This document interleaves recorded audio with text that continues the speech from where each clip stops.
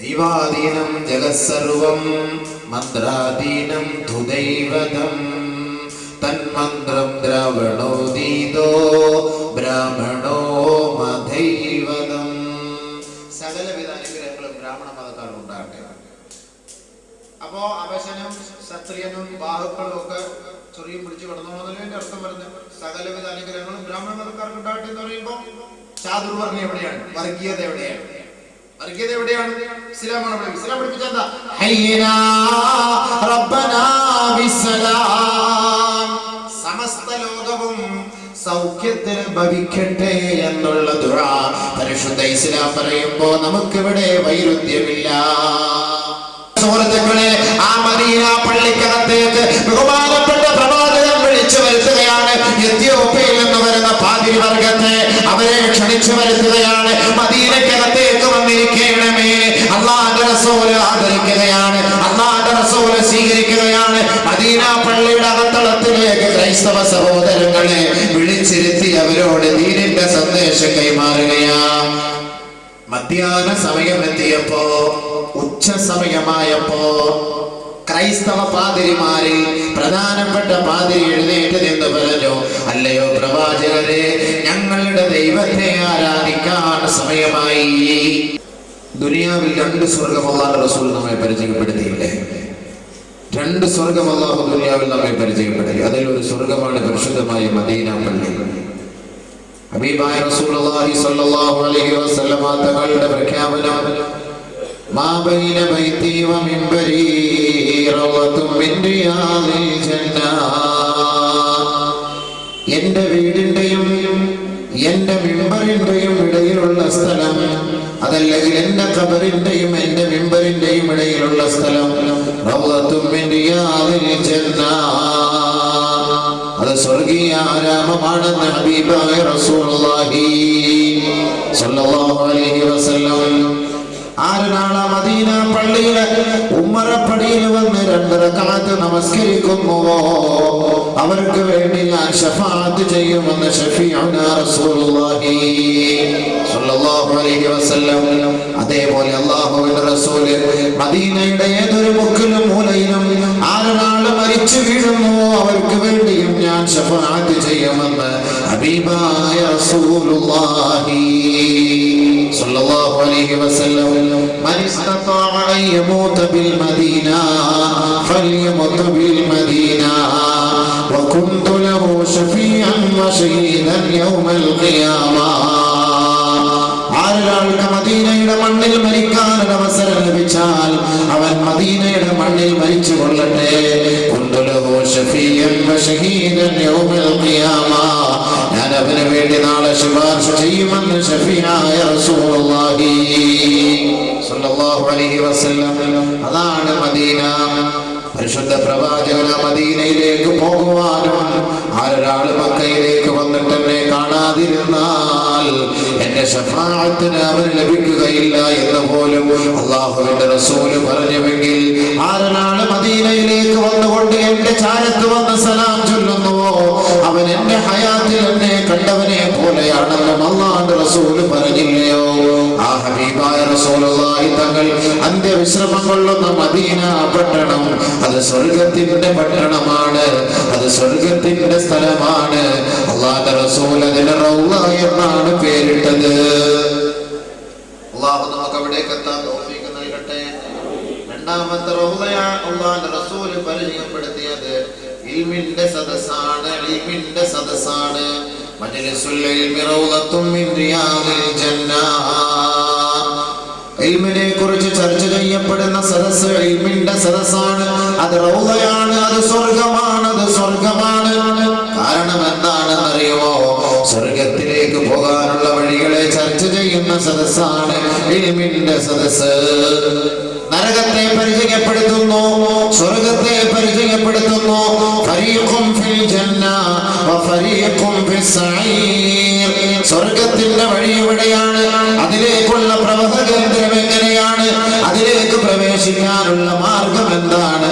പഠിപ്പിച്ചു കൊടുക്കുന്ന സദസ്സാണ് ഇൽമിന്റെ സദസ്സ്. ദുനിയാവിൽ അഹങ്കാരിയും അധർമ്മിയുമായി കഴിഞ്ഞുകൂടിയാൽ അവന്റെ സങ്കേത നരകമാണെന്ന് മുന്നറിയിപ്പ് മുന്നറിയിപ്പ് നൽകുന്ന സദസ്സാണ് ഇൽമിന്റെ സദസ്സ്. ഹലാൽ എങ്ങനെ സമ്പാദിക്കണം, ഹറാമിനെ ഒഴിവാക്കേണ്ടത് എങ്ങനെയാണ്, എന്താണ് ജീവിതത്തിന്റെ വിശുദ്ധി, എന്താണ് ഇസ്ലാമിന്റെ പ്രസക്തി, നമസ്കാരത്തിന്റെ പ്രാമുഖ്യം, അത് ഒഴിവാക്കിയാൽ ഉണ്ടാകുന്ന ശിക്ഷകൾ, ഇതിനെക്കുറിച്ച് ചർച്ച ചെയ്യപ്പെടുന്ന സദസ്സ് അത് ഇൽമിന്റെ സദസ്സല്ലാതെ മറ്റേത് സദസ്സാണ്? ഒരു കുടുംബിനിയോട് എങ്ങനെ പെരുമാറണം, മുതിർന്നവരോട് പെരുമാറേണ്ട രീതി, കുഞ്ഞുമക്കളോട് കാട്ടേണ്ട ദയയും കാരുണ്യവും, അയൽപക്കക്കാരോടുള്ള ബന്ധം, നാട്ടുകാരോടുള്ള സഹപ്രവർത്തനം, അവരുമായുള്ള സഹകരണം, അവരോടുള്ള സമ്പർക്കം, ഇതെങ്ങനെയാകണമെന്ന് ചർച്ച ചെയ്യുന്ന സദസ്സാണ് ഇൽമിന്റെ സദസ്സ്.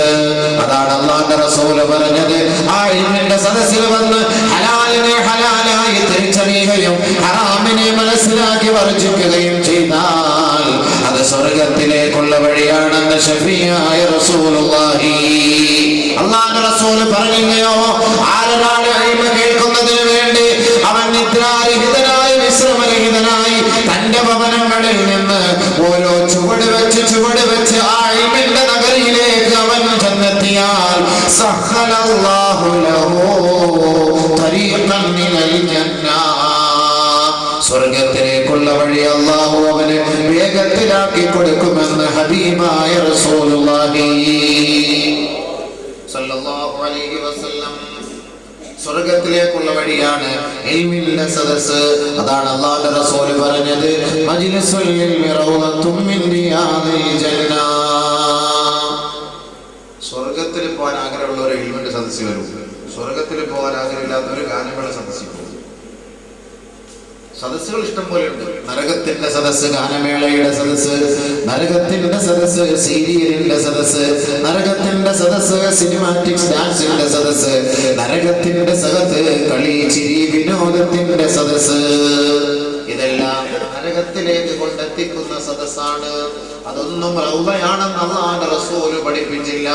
അല്ലാഹുവിന്റെ റസൂൽ പറഞ്ഞത് ഖുർആനിന്റെ സദസ്സ് അത് റൗളയാണ്, ഹദീസിന്റെ സദസ്സ് റൗളയാണ്, സലാത്തിന്റെ സദസ്സ് റൗളയാണ്, ദിക്റിന്റെ സദസ്സ് റൗളയാണ്, തസ്ബീഹിന്റെ, തദ്കീറിന്റെ, ഇസ്തിഗ്ഫാറിന്റെ, ദുആയുടെ സദസ്സ് റൗളയാണ്. അത് സ്വർഗ്ഗത്തിലേക്ക് നിങ്ങളെ എത്തിക്കുമെന്ന് ഹബീബായ റസൂലുള്ളാഹി സ്വല്ലല്ലാഹു അലൈഹി വസല്ലം. അതുകൊണ്ട് നമ്മുടെ ലക്ഷ്യം ഇൽമു കേൾക്കലാണ്, ഇൽമു പഠിക്കലാണ്, ചിന്തിക്കലാണ്, മനസ്സിലാക്കലാണ്. അത് അല്ലാഹുവിലേക്ക് എത്തിപ്പെടാനുള്ള ഒരു മാർഗമായിട്ടാണ് ഈ പുണ്യമായ പള്ളിയുടെ നഗരിയിൽ നാം ഒരുമിച്ച് കൂടിയത്. അല്ലാഹു നമ്മളെ അനുഗ്രഹിക്കുമാറാകട്ടെ. അതുകൊണ്ട് അല്ലാഹു നമുക്ക് ചെയ്തൊരു അനുഗ്രഹം മുസ്ലിമീങ്ങളാക്കി ഇസ്ലാമിന്റെ മക്കളാക്കി ആധുനിക യുഗത്തിൽ ഇസ്ലാമിന്റെ പ്രസക്തിയെ കുറിച്ച് ചർച്ച ചെയ്യുമ്പോൾ പുരാതന കാലം മുതലേ അള്ളാഹു ഇഷ്ടപ്പെട്ട മതം ഇസ്ലാമാണ് എന്നുകൂടെ നമ്മൾ മനസ്സിലാക്കണം. അപ്പോൾ ഇസ്ലാമിന് എക്കാലത്തും പ്രസക്തിയാണ്. അത് ആധുനിക യുഗമെന്നും പുരാതന യുഗമെന്നും ഒന്നുമില്ല. അള്ളാഹു ഇഷ്ടപ്പെട്ട മതം ഇസ്ലാം.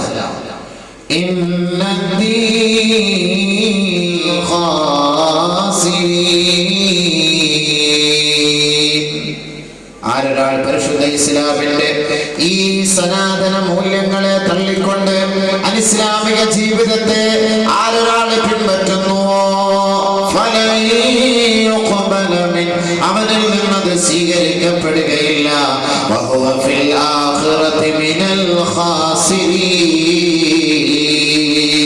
അവൻ നാളെ പരലോകത്ത് പരാജിതനായിരിക്കും, തീരാ നഷ്ടമാണിയായിരിക്കും, തീരാ ദുഃഖത്തിലായിരിക്കുമെന്ന് അല്ലാഹു മുന്നറിയിപ്പ് നൽകുകയാണ്. അതുകൊണ്ട് അല്ലാഹു സ്വീകരിക്കുന്ന തത്വവും ആദർശവും അത് ഇസ്ലാമല്ലാതെ മറ്റൊന്നുമല്ല.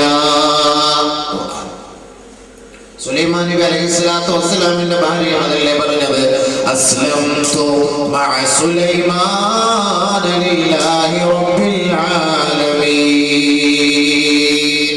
സുലൈമാനോടൊപ്പം ഞാനും മുസ്ലിമാവുകയാ. ബിൽഖീസ് ഞാനും മുസ്ലിമാവുകയാ. ഇബ്രാഹിം നബി അലൈഹിസ്സലാത്തു വസ്സലാം 5000 വർഷങ്ങൾക്ക് മുമ്പ് കഅബയുടെ പൂമുഖത്ത് വെച്ച് ചെയ്ത ദുആ നമ്മുടെ മതം ഇബ്രാഹീമിന്റെ മതമല്ലയോ? മില്ലത്തെ ഇബ്രാഹീമിന്റെ മതമല്ലയോ? അല്ലാഹു മുസൽമാൻ എന്ന പേരും ഇസ്ലാം എന്ന പേരും നൽകിയത് പടച്ചവനല്ലയോ? അതിനുള്ള കാരണം എന്താണ്? മഹാനായ ഇബ്രാഹിം നബിയുടെ ദുആയല്ലയോ, പ്രാർത്ഥനയല്ലയോ? പുണ്യമായ കഅബാലയത്തിന്റെ തിരുമുറ്റത്ത് വെച്ച് ബഹുമാനപ്പെട്ട ഇബ്രാഹിം നബി അലൈഹിസ്സലാത്തു വസ്സലാം ജഗദ്നിയന്താവായ റബ്ബിനോട് ദുആകൾ ചെയ്തത് പരിശുദ്ധ ഖുർആനിൽ ശ്രദ്ധേയമാണ്. വഇദ് യർഫഉ ഇബ്രാഹീമുൽ ഖവാഇദ മിനൽ ബൈതി വഇസ്മാഈൽ റബ്ബനാ തഖബ്ബൽ മിന്നാ ഇന്നക അൻതസ് സമീഉൽ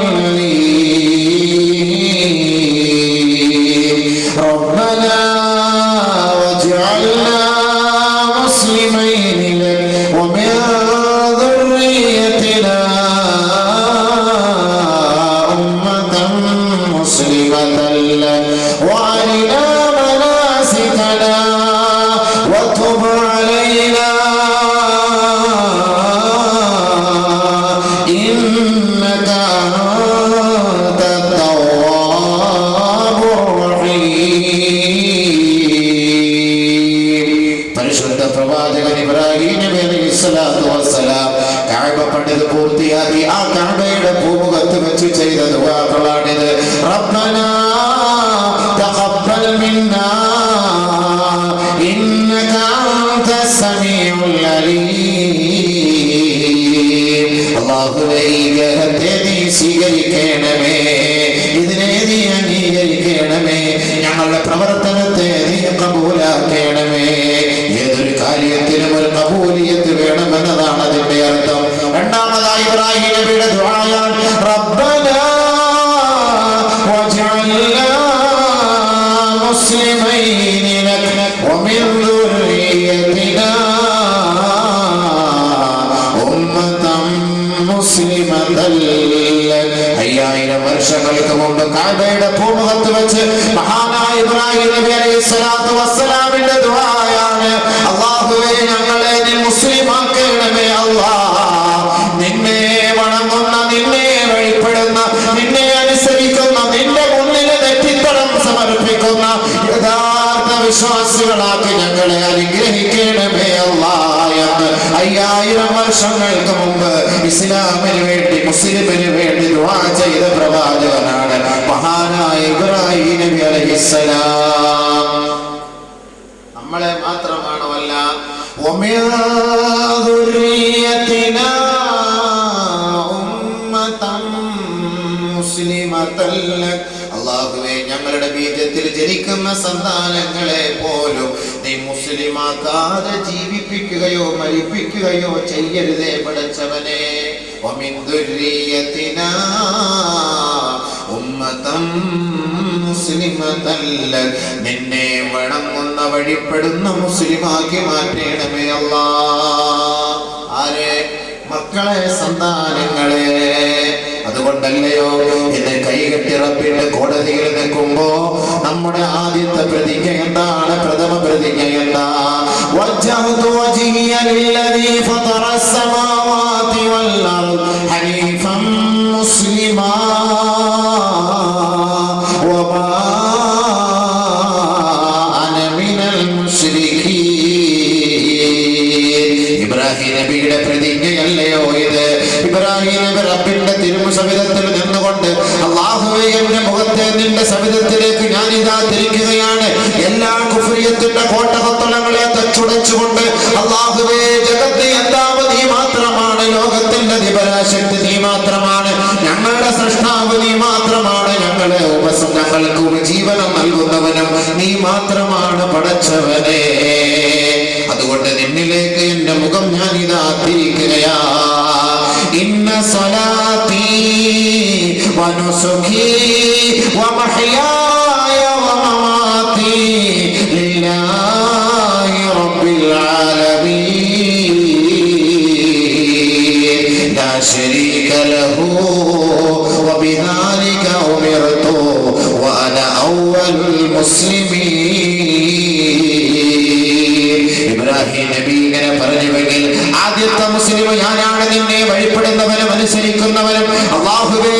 അസ്തിത്വത്തിന്റെ മുന്നിൽ എന്റെ സ്വന്തം പിതാവിനെ പോലും അവഗണിച്ചുവെങ്കിൽ, എന്റെ കുടുംബക്കാരെ പോലും അവഗണിച്ചുവെങ്കിൽ, ആദ്യത്തെ മുസ്ലിം ഞാനാണ് റബ്ബേ എന്ന ചങ്കോറ്റത്തോടെ റബ്ബിന്റെ കോടതിയുടെ മുന്നിൽ പ്രതിജ്ഞയെടുക്കാൻ തയ്യാറായ പരിശുദ്ധ പ്രവാചകനല്ലയോ ഇബ്രാഹിം നബി അലൈഹിസ്സലാം.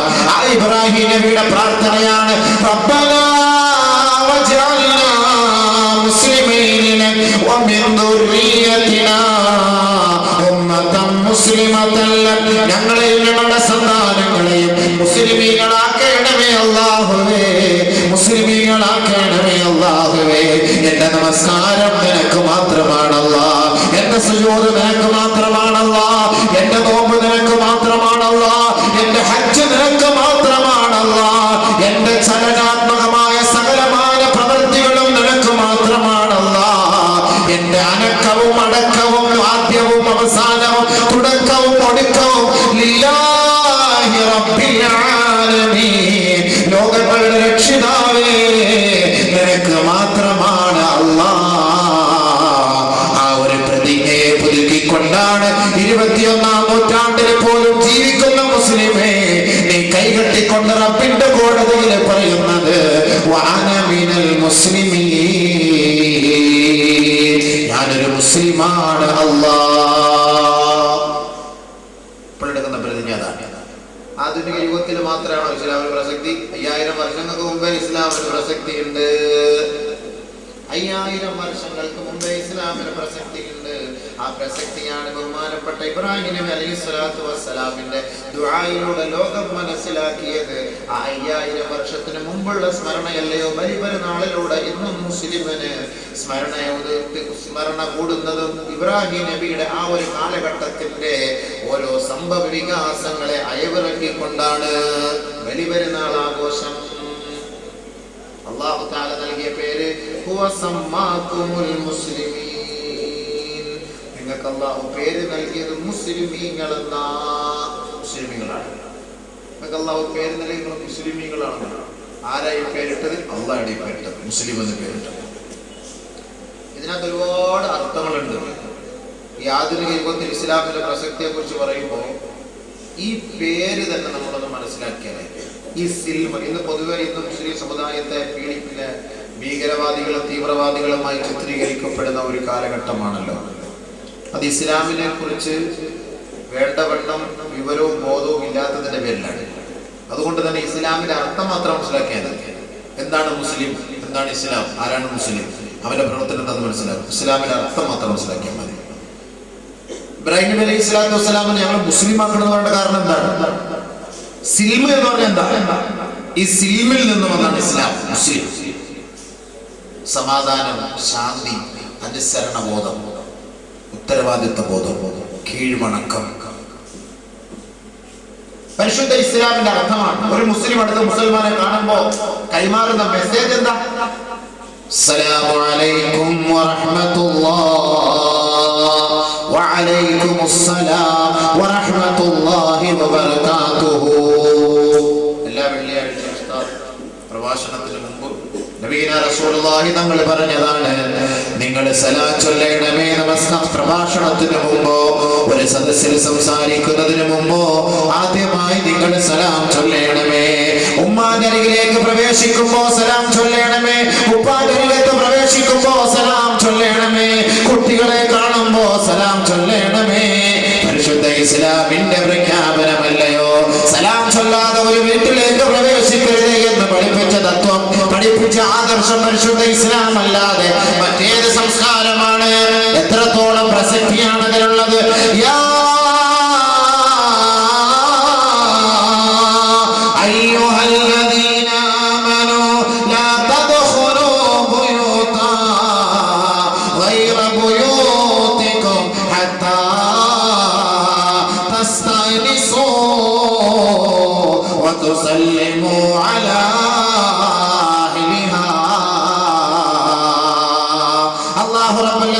പരിശുദ്ധമായ പ്രഖ്യാപനമാണ്. ലോക മുസൽമാൻ സ്വീകരിക്കേണ്ട പ്രഖ്യാപനമാണ്. ഏത് വീട്ടിൽ കയറിയാലും, അന്യന്റെ വീട്ടിൽ കയറിയാലും, സ്വന്തം വീട്ടിൽ കയറിയാലും, ഭാര്യയുടെ അരികത്തേക്ക് പോകുമ്പോഴും, മാതാപിതാക്കൾ മക്കളെ സന്ദർശിക്കാൻ പോകുമ്പോഴും നിങ്ങൾ സലാം ചൊല്ലാതെ ആ വീട്ടുകാരുടെ അനുവാദം വാങ്ങാതെ വീട്ടിലേക്ക് പ്രവേശിക്കരുതേ. فإذا دخلتم بيوتا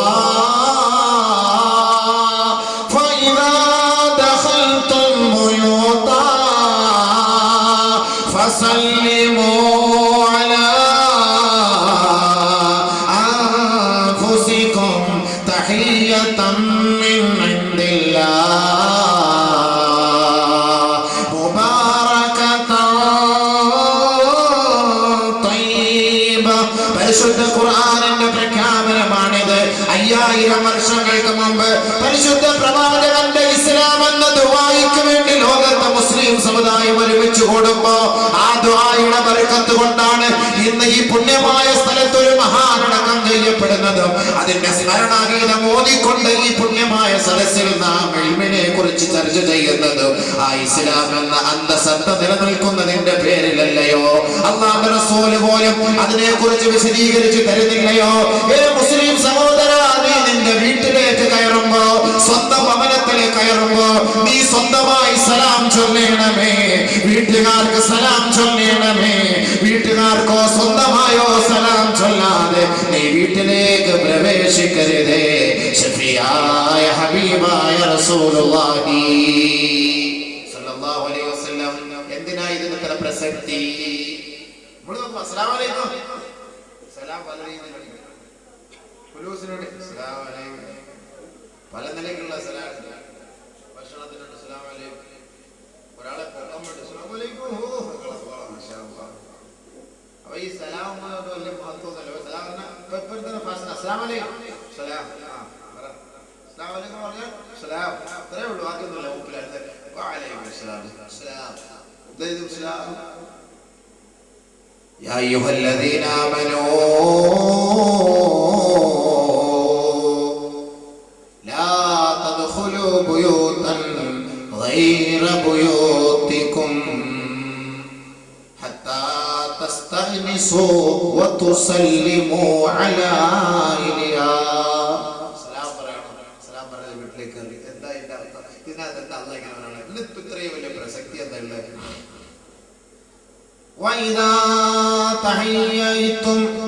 നിങ്ങൾക്ക് ആരെങ്കിലും അങ്ങോട്ട് നല്ല നിലയിൽ ഒരു സലാം ചൊല്ലിയാൽ നിങ്ങൾ അങ്ങോട്ട് തിരിച്ചു മടക്കുമ്പോൾ നല്ലതുപോലെ മടക്കേണമേ. ഇങ്ങോട്ടുള്ള അസ്സലാമു അലൈക്കും എന്ന് പറഞ്ഞാൽ വഅലൈക്കും അസ്സലാം വറഹ്മത്തുള്ളാഹി വബറകാതുഹു നല്ലതിൽ പറഞ്ഞ അങ്ങോട്ട്. ഇതിന്റെ അർത്ഥം ഒരുപാട് അർത്ഥം. സലാമിന്റെ മഹത്വം മാത്രം പറയുമ്പോൾ അതിന് വലിയ അർത്ഥമാണ്. ഞാൻ എന്റെ വിഷയം അതല്ല. ഈ മുസ്ലിമും ഇസ്ലാമും ഈ സലാമുമായിട്ട് ബന്ധം വരുന്നുണ്ട്. അതൊന്നും ഒന്ന് മനസ്സിലാക്കാൻ വേണ്ടി പറയാം. ഇതുകൊണ്ടുള്ള ഗുണം എന്താ? എന്തിനാണ് നമ്മൾ വീട്ടിൽ പ്രവേശിക്കുമ്പോൾ സലാം പറയണമെന്ന് പറയുന്നത്? കാരണം എന്താ? ഇദാ ദഖൽതും ബുയൂതാ ഫസല്ലിമു അലാ അൻഫുസികും തഹിയ്യതൻ മിൻ ഇൻദില്ലാഹി മുബാറകതൻ ത്വയ്യിബാ. സെയ്ദ് ഇബ്നു അസ്ലം റളിയല്ലാഹു അൻഹു റിപ്പോർട്ട് ചെയ്യുന്ന ഹദീസിൽ കാണാം, ഹബീബായ റസൂലുള്ളാഹി സ്വല്ലല്ലാഹു അലൈഹി വസല്ലം തങ്ങൾ പറയുകയാണ്, لو أن أحدكم حين يدخل بيته ولم يسلم عليه ولم يذكر اسم الله على طعامه قال الشيطان لأعوانه أدركتم المبيت أدركتم المبيت أدركتم المبيت والعشاء. അല്ലാഹുവിന്റെ റസൂൽ വെറുതെയല്ല പറഞ്ഞത്. പരസ്പരം സലാം പറയണമെന്നും കൈമാറണമെന്നും വീട്ടിലേക്ക് കയറുമ്പോഴും കുടുംബക്കാരെ കാണുമ്പോഴും ഭാര്യമാരെയും മക്കളെയും കാണുമ്പോൾ സലാം ചൊല്ലണമെന്ന് പഠിപ്പിച്ചതിന്റെ അർത്ഥം എന്തെന്നറിയുമോ? അല്ലാഹുവിന്റെ റസൂലിന്റെ പ്രഖ്യാപനമാണ്. ആരൊരാൾ തന്റെ വീട്ടിലേക്ക് കടക്കുമ്പോ സലാം ചൊല്ലാതിരിക്കുകയോ ആ വീട്ടിൽ നിന്ന് ഭാര്യ വിളമ്പിത്തരുന്ന ഉമ്മ വിളമ്പിത്തരുന്ന ഭക്ഷണം കഴിക്കുമ്പോ ബിസ്മി ചൊല്ലാതെ കഴിക്കുകയോ ചെയ്താൽ പിശാച് തന്റെ അനുയായികളോട് വിളിച്ചു പറയുമത്രേ, നിങ്ങൾ പോകരുതേ പിശാചുക്കളെ.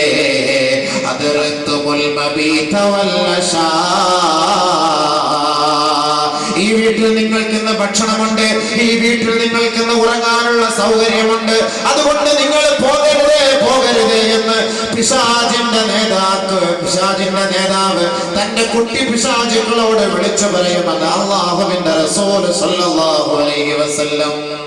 സലാം ചൊല്ലാതെ വീട്ടിൽ കയറിയാൽ ഇസ്ലാമിന്റെയും സലാമിന്റെ പ്രസക്തി ഒന്ന് മനസ്സിലാക്ക്. ഇന്ന് കുടുംബ കലഹം കൊണ്ട് മനുഷ്യൻ പൊറുതി പൊട്ടിയിരിക്കുകയല്ലേ. ബഹുമാനപ്പെട്ട നബിയുനാ റസൂലുള്ളാഹി തങ്ങൾ വീണ്ടും പറയുകയാണ്, ലൗ അന്ന അഹദകും, നിങ്ങളിൽ ആരെങ്കിലും ഹീന യദ്ഖുലു ബൈതഹു, തന്റെ വീട്ടിലേക്ക് പ്രവേശിക്കുമ്പോ ഫസല്ലമ അലൈഹി വദകറ ഇസ്മല്ലാഹി അലാ തആമിഹി ഖാല അശ്ശൈത്താനു ലിഅഅ്വാനിഹി ഇദ്ഹബൂ ലാ മബീത ലക്കും വലാ അശാ. ആരാണ് തന്റെ വീട്ടിൽ കയറുമ്പോ സലാം ചൊല്ലി കയറിയാൽ, തന്റെ ഭാര്യയെ കാണുമ്പോ സലാം ചൊല്ലിയാൽ, തന്റെ ഉമ്മയെ കാണുമ്പോ സലാം ചൊല്ലിയാൽ, തന്റെ സന്താനങ്ങളെയോ സുഹൃത്തുക്കളെയോ കാണുമ്പോ സലാം ചൊല്ലിയാൽ, പിശാച് തന്റെ അനുയായികളോട് പറയുമത്രേ, ലാ മബീത ലക്കും വലാ അശാ. ഇന്ന് ഈ വീട്ടിൽ നിങ്ങൾക്ക് കിടക്കാൻ സൗകര്യമില്ല, ഇന്ന് നിങ്ങൾക്ക് ഉറങ്ങാനുള്ള സൗകര്യമില്ല, ഇവിടെ നിങ്ങൾക്ക് ഭക്ഷണമില്ല. കാരണം ഈ വീട്ടുകാരൻ സലാം പറഞ്ഞിരിക്കുകയാണ്. ഈ വീട്ടിൽ വിളമ്പപ്പെട്ട ഭക്ഷണം ബിസ്മി ചൊല്ലിയാണ് കഴിക്കാൻ ആരംഭിച്ചത്. അതുകൊണ്ട് നിങ്ങൾക്ക് ഇന്ന് രാത്രി ഉറങ്ങാൻ കഴിയില്ല. അതുകൊണ്ട് പിശാചുക്കളെ പോയിക്കൊള്ളുകയും എന്ന് പിശാചിന്റെ നേതാവ് വിളിച്ചു പറയുമെന്ന് കമാ ഖാല റസൂലുള്ളാഹി.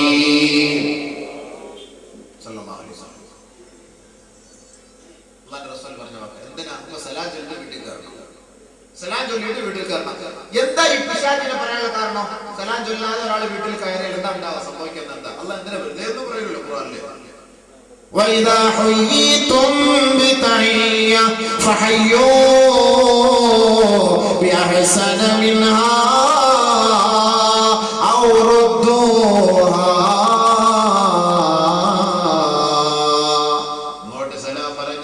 നല്ലതുപോലെ മടക്കി നിങ്ങൾ അങ്ങോട്ട് മറുപടി നൽകി അവരെ സന്തോഷിപ്പിക്കണമേ, വരുന്നവരെ ആദരിക്കണമേ. ഹബീബായ റസൂലുള്ളാഹി പരിശുദ്ധ ഖുർആൻ പ്രഖ്യാപിക്കുകയാ. നല്ലതുപോലെ സ്വീകരിക്കണം, അതിന് അങ്ങോട്ട് മറുപടി നല്ലതുപോലെ പറയണം. ഹബീബായ റസൂലുള്ളാഹി തആല മറ്റൊരു ഹദീസിൽ പറയുകയാണ്, ഇന്ന ഇബ്ലീസ യളഉ അർശഹു അലൽ മാ ثم يبعث ثرايا. ഇബ്ലീസ് അവൻ ഒരുവനേ ഉള്ളൂ, ശൈത്താൻ ധാരാളമുണ്ട്. ഇബ്ലീസ് ഒരാളാണ്, അയാളാണ് ശൈഖുന, ബാക്കിയുള്ള എല്ലാം മുരീദന്മാർ, ശൈത്താന്മാർ. അപ്പൊ അയാൾ ഒറ്റ ഒരാളിരുന്നുകൊണ്ടാണ് ഈ പണി മൊത്തവും ചെയ്യുന്നത്, ബാക്കിയുള്ളവന്മാരെ വിളിക്കുന്നത്. ഇബ്ലീസ് വരുമത്രേ അവന്റെ പ്രജകളുമായി സിംഹാസനവുമായി, അവന്റെ സിംഹാസനം വെള്ളത്തിന്റെ മുകളിൽ ഇറക്കി വെക്കും. തന്റെ മുരീദന്മാരെ ശൈത്താന്മാരെ മുഴുവനും വിളിച്ചിട്ട് ഓരോ ഭാഗത്തേക്കും ദിക്കിലേക്കും പറഞ്ഞു വിടുമത്രേ, നീ അങ്ങോട്ട് പോ, നീ അവനെ പഴപ്പിക്ക്, നീ അവനെ പഴപ്പിക്ക്, നീ ഇന്ന ഭാഗത്തേക്ക് പോ, ഇന്ന ഭാഗത്തേക്ക് പോ. ഓരോ സ്ഥലത്തേക്കും ഇബ്ലീസ് പറഞ്ഞു വിടുമത്രേ. അങ്ങനെ പോകും, പല ഭാഗത്തേക്കും പോകും. ഒരു ദിവസത്തിൽ പറഞ്ഞു വിട്ടിട്ട് ഒരു സമയമാകുമ്പോ ഇബ്ലീസ് എല്ലാവരെയും വിളിക്കും. വിളിച്ചിട്ട് ചോദിക്കും, നീ എന്ത് ചെയ്തു, നീ എന്ത് ചെയ്തു, നീ എന്ത് പ്രവർത്തിച്ചു, നീ എന്ത് പ്രവർത്തിച്ചു. ഓരോ വ്യക്തികളെ കണ്ടിട്ട് ചോദിക്കും, ഇന്നാളെന്ത് പ്രവർത്തിച്ചു, ഇന്നാളെന്ത് പ്രവർത്തിച്ചു. അപ്പൊ ഓരോരുത്തർ പറയും, ഞാൻ ഇന്നവനെ പിഴപ്പിച്ചു, ഞാൻ നിസ്കാരം ഒഴിവാക്കിച്ചു, ഇന്ന ചങ്ങാതി നിസ്കാരം നോമ്പ് പിടിപ്പിച്ചില്ല, ഇന്ന ചങ്ങാതി വ്യഭിചരിപ്പിച്ചു, കള്ളു കുടിപ്പിച്ചു, ഇതൊക്കെ പറയും. ഇതൊന്നും ഇബ്ലീസിന് തൃപ്തിയല്ല, ഇബ്ലീസിനൊന്നും തൃപ്തിയാവില്ല. ഇബ്ലീസ് തൃപ്തിപ്പെടാൻ വേണ്ടി വേറെ ഒരു ചങ്ങാതി, ഒരു ശൈത്താൻ എഴുന്നേറ്റ് എന്നിട്ട് പറയും, ഒരുവരെ ഞാൻ വെറുതെ വിട്ടിട്ടില്ല,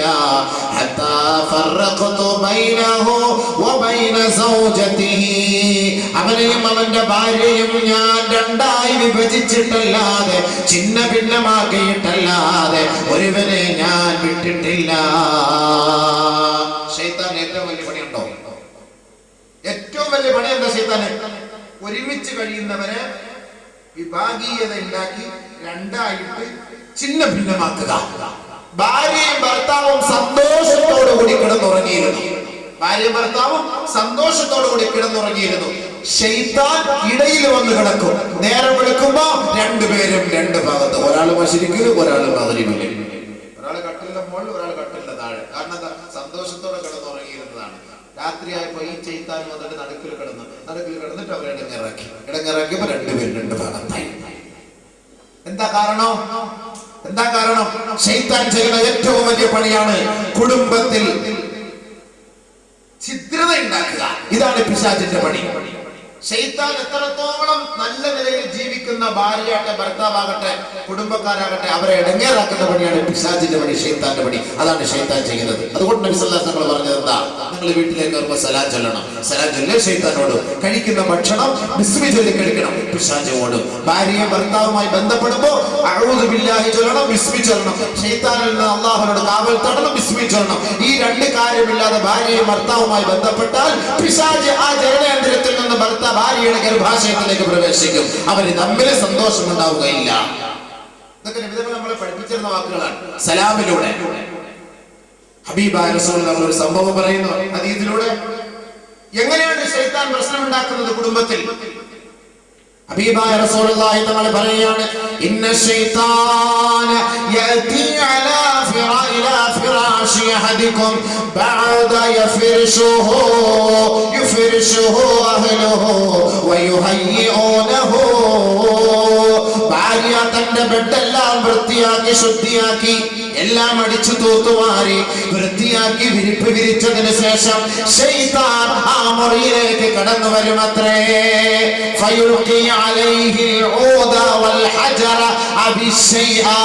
കല്ല്, കട്ട, മണ്ണാങ്കട്ട, കമ്പ് ഇതുപോലുള്ള ഉപദ്രവം ഉണ്ടാക്കുന്ന വസ്തുക്കളെ പിശാച് ആ വിരിപ്പ് വെടിപ്പാക്കിയ ശുദ്ധമാക്കിയ വിരിപ്പിലേക്ക് വലിച്ചെറിയുമത്രേ.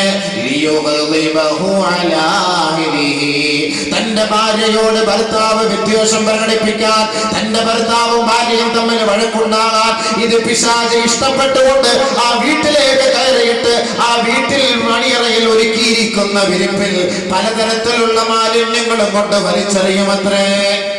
ഭാര്യ നല്ല വൃത്തിയാക്കി തൂത്ത് തുടച്ച് വൃത്തിയാക്കി വിരിച്ചിട്ടുള്ള വിരിപ്പ് ഭർത്താവ് വരുമ്പോ സന്തോഷത്തോടെ കിടക്കട്ടെ നോക്കിയാല് ഭർത്താവ് വരുന്ന സമയത്ത് കല്ല്, മണ്ണ്, സ്വാഭാവികമായിട്ട് ഭർത്താവിന് ദേഷ്യം ഉണ്ടാവൂലേ? നിന്നെ കൊണ്ട് എന്തിനു കൊള്ളാം? നിനക്ക് വിവരമുണ്ടോ? നിനക്കിന്റെ വാപ്പാക്ക് വിവരമില്ല, പിന്നെ നിനക്ക് വിവരമുണ്ടാകും. നിനക്ക് വൃത്തിയുണ്ടാ? ഇതെന്താണ്? ഒന്നാണ് വെച്ചാ ഞാൻ ഒന്നായി സത്യം വെച്ച എല്ലാം വൃത്തിയാക്കി ഇപ്പൊ ഇട്ടതേ വിളിച്ച ഇത് ആരാ കൊണ്ടിട്ട് നിനക്കറിയില്ല.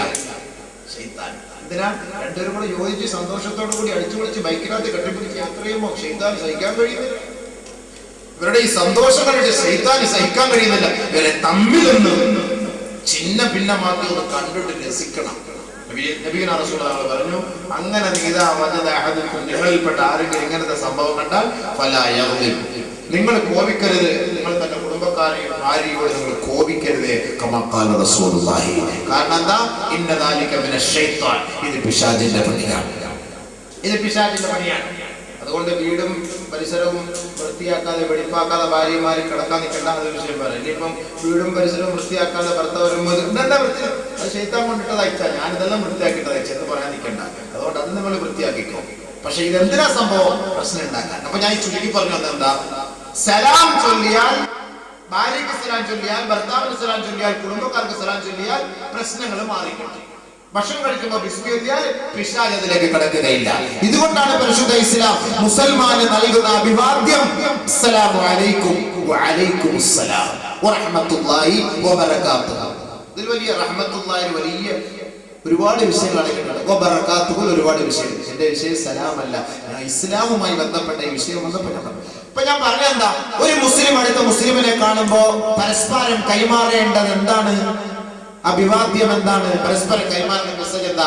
സലാം. സമാധാനം, സന്തോഷം, കുടുംബ ഐശ്വര്യം, മാനസിക ഐശ്വര്യം, ശാരീരിക ഐശ്വര്യം, ശാരീരിക സൗഖ്യമാണ് പരിശുദ്ധ ഇസ്ലാം ലോകത്തോട് പ്രഖ്യാപിക്കുന്നത്. അതിനാണ് സലാം സലാം. അത് ഇസ്ലാമിന്റെ മക്കളെ കൊണ്ട് മാത്രമേ സാധ്യമാവുകയുള്ളൂ. ലോകത്ത് സമാധാനം വേണമോ? ജോർജ് ബെർണാഡ് ഷാ പോലും പറഞ്ഞില്ലയോ, മുഹമ്മദേ അങ്ങ് മടങ്ങി വരേണമേ. ലോകത്തിന് സമാധാനം വേണമോ? കത്തിയെരിഞ്ഞുകൊണ്ടിരിക്കുന്ന ആ സമാധാനത്തിന്റെ വഴിയിലേക്ക് നീങ്ങിക്കൊണ്ടിരിക്കുന്ന അമേരിക്കക്കാർക്ക് പരിഹാരം വേണമോ? സമാധാനം വേണമോ?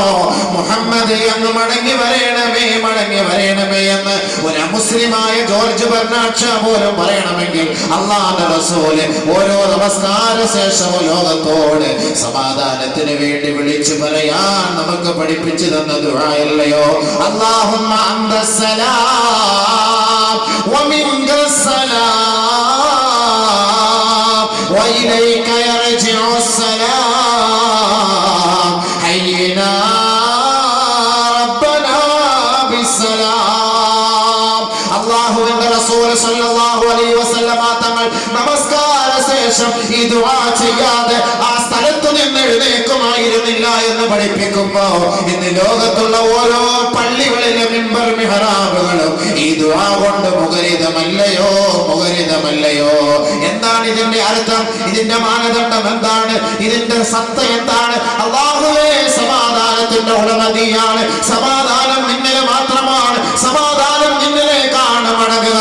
നീയാണ് ആ സമാധാനത്തെ ഭവനത്തിന്റെ ഉടമസ്ഥൻ. നീ മാത്രമാണ് അല്ലാഹ്. അല്ലാഹു യദഊ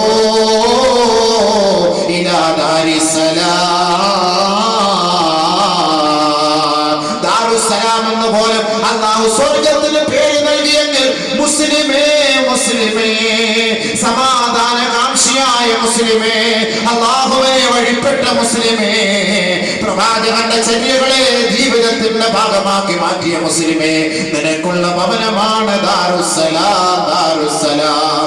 ആ സലാമിലേക്ക് പോകാനാണ്, ആ ദാറുസ്സലാമിലേക്ക് പോകാനാണ് ഹബീബായ റസൂലുള്ളാഹി തങ്ങൾ ദുആ ചെയ്യാൻ നമ്മളോട് പഠിപ്പിക്കുന്നത്. നമസ്കാര ശേഷം ദുആ ചെയ്യുമ്പോ ആ ദുആയുടെ അർത്ഥം കൂടി ഒന്ന് മനസ്സിലാക്കിക്കോ. അല്ലാഹുവിന്റെ റസൂൽ പഠിപ്പിക്കുകയാ, ഹയ്യിനാ റബ്ബനാ ബിസ്സലാം. ഞങ്ങളെ സമാധാനത്തോടെ വാർത്തെടുക്കണമേ അല്ലാഹ്. ലോകത്തിന്റെ നെറുകയിൽ പുണ്യമായ കഅബാലയത്തിൽ, പുണ്യമായ മദീന മുനവ്വറയിൽ, പരിശുദ്ധമായ ബൈത്തുൽ മുഖദ്ദസിന്റെ സമുച്ചയത്തിൽ, ലോകത്തിന്റെ ഓരോ മുക്കുമൂലകളിലെ പള്ളികളിലും എല്ലാ ദിവസവും മുഴങ്ങിക്കേൾക്കുന്നത് ലോക സമാധാനത്തിന് വേണ്ടിയുള്ള പ്രാർത്ഥനയാണെങ്കിൽ ആധുനിക യുഗം കണ്ട ഏറ്റവും വലിയ മഹത്തരമായ മതം പരിശുദ്ധ ഇസ്ലാം മതമല്ലയോ? സമാധാനത്തിന്റെ മതമല്ലയോ? ലോക സമാധാനത്തിന് ഇസ്ലാം അല്ലാതെ മാർഗദർശനം നൽകുന്ന മതം മറ്റേത് മതമാ? ഹയ്യിനാ റബ്ബനാ ബിസ്സലാം. ഞങ്ങളെ സമാധാനത്തോ ഏത് മതം? മുസ്ലിമീങ്ങൾ. ഹിന്ദുക്കൾ പറയുന്നതോ ദൈവാധീനം ജഗത്സർവം മന്ത്രാധീനം തുദൈവതം തന്മന്ത്രം ദ്രവണോദീതോ ബ്രാഹ്മണോ മധൈവതം. സകലവിധ അനുഗ്രഹങ്ങളും ബ്രാഹ്മണ മതക്കാർ ഉണ്ടാകട്ടെ. അപ്പോ അവശനും ക്ഷത്രിയനും ബാഹുക്കളും ഒക്കെ ചൊറിയും പിടിച്ച് കിടന്നോന്നതിന്റെ അർത്ഥം വരുന്നത് സകലവിധ അനുഗ്രഹങ്ങളും ബ്രാഹ്മണ മതക്കാർക്ക് ഉണ്ടാകട്ടെ എന്ന് പറയുമ്പോൾ ചാതുർവർണ്ണ എവിടെയാണ്? വർഗീയത എവിടെയാണ്? വർഗീയത എവിടെയാണ്? ഇസ്ലാമാണ്. ഇസ്ലാം പഠിപ്പിച്ചെന്താ? ഹയ്യിനാ റബ്ബനാ ബിസ്സലാം. സമസ്ത ലോകവും സൗഖ്യത്തിൽ ഭവിക്കട്ടെ എന്നുള്ള ദുആ പരിശുദ്ധ ഇസ്ലാം പറയുമ്പോ നമുക്കിവിടെ വൈരുദ്ധ്യമില്ല. ഇവിടെ കുറച്ച് പ്രത്യേക ആളുകൾ സൗഖ്യം കിട്ടട്ടെ, ബാക്കിയുള്ളവരൊക്കെ നരകത്തിൽ പോകട്ടെ എന്ന് ദുആ അല്ല ഇസ്ലാം പഠിപ്പിക്കുന്നത്. ഇസ്ലാം പഠിപ്പിക്കുന്നത് സമാധാനത്തിന് വേണ്ടിയുള്ള പ്രഖ്യാപനമാണ്. ബ്രാഹ്മണ മതക്കാരുടെ പ്രാർത്ഥനയിലുള്ളത് എന്താണ്? ബ്രാഹ്മണ മതക്കാർക്ക് മാത്രമല്ല വിധ സൗഖ്യങ്ങളും ഉണ്ടാകട്ടെ. എന്നാൽ മറ്റൊരു സ്ഥലത്ത് ഹൈന്ദവല്ല, അവിടെ അതാണ് വൈരുദ്ധ്യം എന്ന് പറയുന്നത്. നമുക്കിവിടെ ഒരൊറ്റ നിയമമേ ഉള്ളൂ, നമുക്കിവിടെ വൈരുദ്ധ്യമില്ല. സ്വസ്തി പ്രജാഭ്യ പരിപാലയതാം ന്യായേന മാർഗേണ മഹീമഹീംഷാ ഗോബ്രാഹ്മണേഭ്യ സുഖമസ്തു നിത്യാ ലോകാ സമസ്താ സുഖിനോ ഭവന്തു. സമസ്ത ലോകവും സൗഖ്യത്തിൽ ഭവിക്കട്ടെ. അത് മറ്റൊരർത്ഥത്തിൽ ഒരു പ്രാർത്ഥന. അപ്പൊ ഇവിടെ വൈരുദ്ധ്യം വന്നല്ലോ. ബ്രാഹ്മണർക്കൊരു ദുആ, ക്ഷത്രിയനൊരു ദുആ, ബാഹുക്കൾക്ക് ഒരു പ്രത്യേക ദുആ. അവിടെ വൈരുദ്ധ്യം ഉണ്ടാവുന്നു. പരിശുദ്ധ ഇസ്ലാം പഠിപ്പിക്കുന്ന വൈരുദ്ധ്യമില്ല. ഹയ്യിനാ റബ്ബനാ ബിസ്സലാം. ലോകമേ ലോകമേ ലോകത്തിന് സമാധാനം നൽകണമേ അല്ലാഹ്. നമസ്കാരത്തിന് കൈകെട്ടിയ മുസൽമാൻ നമസ്കാരത്തിൽ നിന്ന് ഒഴിവാകുമ്പോ അവൻ സലാം ചൊല്ലിക്കൊണ്ടാണ് വലത്തോട്ടും ഇടത്തോട്ടും അസ്സലാമു അലൈക്കും വറഹ്മത്തുള്ളാഹ്, അസ്സലാമു അലൈക്കും വറഹ്മത്തുള്ളാഹ്. വലത് ഭാഗത്തോട്ടും ഇടത് ഭാഗത്തോട്ടും സകലമാന സ്ഥലങ്ങളിലും സമാധാനം വ്യാപിക്കട്ടെ, വ്യാപിക്കട്ടെ. ഇസ്ലാമിനെ നോക്കിയിട്ട് ആർക്കെങ്കിലും തീവ്രവാദികളാണെന്ന് പറയാൻ കഴിയോ? ഒരു താടി കണ്ടാൽ, ഒരു തലപ്പാവ് കണ്ടാൽ, നെറ്റിത്തടത്തിൽ നമസ്കാരത്തിന്റെ തടവ് കണ്ടാൽ അവനെ തീവ്രവാദിയായി മുദ്ര കുത്തുന്ന മനുഷ്യ മക്കളെ മനസ്സിലാക്കിക്കോ. പരിശുദ്ധ ഇസ്ലാം തീവ്രവാദത്തിനെതിരാണ്. തീവ്രവാദത്തിനും മതഭ്രാന്തിനും എതിരാ. ഹബീബായ റസൂലുള്ളാഹി തങ്ങൾ പറയുകയാണ്, ലൈസ മിന്നാ മൻ ദആ ഇലാ അസബിയ്യ വലൈസ മിന്നാ മൻ മാത അലാ അസബിയ്യ വലൈസ മിന്നാ മൻ ഖാതല അലാ അസബിയ്യ. വർഗീയതയ്ക്ക് വേണ്ടി ആഹ്വാനം ചെയ്യുന്നവൻ മുസൽമാനല്ല. വർഗീയതയുടെ പേരിൽ യുദ്ധം ചെയ്യുന്നവൻ മുസൽമാനല്ല. വർഗീയതയുടെ പേരിൽ മരിച്ചു പോയവൻ മുസൽമാനല്ല. ഹബീബായ റസൂലുള്ളാഹി തങ്ങൾ പ്രഖ്യാപിക്കുമ്പോ ഇന്ന മതഹിതര മതക്കാരനെ അമുസ്ലിമിനെ ബഹുമാനിക്കണമെന്നും ആദരിക്കണമെന്നും പഠിപ്പിച്ച തത്വമാണ് പരിശുദ്ധ പ്രവാചകന്റെ തത്വമെങ്കിൽ പുണ്യമായ മദീന പള്ളിയുടെ അകത്തളത്തിൽ ഇരുന്നു കൊണ്ട് പരിശുദ്ധ പ്രവാചകനും സഹാബാക്കളും ദീനിന്റെ സന്ദേശങ്ങൾ കൈമാറുമ്പോ എത്യോപ്യയിൽ നിന്ന് കുറെ പാതിരി വർഗങ്ങൾ കടന്നു വരികയാണ്. അമുസ്ലിം സഹോദരങ്ങൾ കടന്നു വരികയാണ്. അല്ലാഹുവിന്റെ റസൂൽ ലോകത്തിന്റെ നായകനാണ്, വിപ്ലവത്തിന്റെ പടപ്പാട്ടാണ്. ലോകത്ത് സത്യവും ധർമ്മവും പഠിപ്പിച്ചു കൊടുത്തത് ഗുരുനാഥനാണ്. ഹബീബായ തങ്ങൾ എഴുന്നേറ്റ് നിൽക്കുകയാണ്. അമുസ്ലിം സഹോദരങ്ങൾ കടന്നു വരുമ്പോ എഴുന്നേറ്റ് നിന്ന് ആദരിക്കുകയാണ്. അല്ലാഹു റസൂൽ അവരെ പരിശുദ്ധമായ മദീന പള്ളിയുടെ ഉള്ളിലേക്ക് ക്ഷണിക്കുകയാ. മദീന പള്ളി എന്ത് പള്ളിയാണ്? സ്വർഗമാണെന്ന് വിനീത നേരത്തെ പറഞ്ഞില്ലയോ? ആരാണ് മദീന പള്ളിയിൽ ഒരു റക്അത്ത് നമസ്കരിക്കുന്നുവോ 1000 റക്അത്ത് നമസ്കരിച്ചവന്റെ പട്ടികയിലാണെന്ന് ശഫീആയ റസൂലുള്ളാഹി തങ്ങൾ പറയുമ്പോ മറ്റൊരു റിപ്പോർട്ടിൽ റിവായത്തിൽ 50000 റക്അത്ത് നമസ്കരിച്ചതിന്റെ പ്രതിഫലം ലഭിക്കുമെന്നും ഹബീബായ റസൂലുള്ളാഹി സല്ലല്ലാഹു അലൈഹി വസല്ലം. ആ മദീന പള്ളിയാണ്, ആ മദീന പള്ളിയാണ് മഹാനായ ഉമറുൽ ഫാറൂഖ് പോലെ നബിയേ, എനിക്ക് അവിടുത്തെ ചാരത്ത് അന്ത്യവിശ്രമം കൊള്ളാൻ ഞാൻ ആഗ്രഹിക്കുന്നു നബിയേ.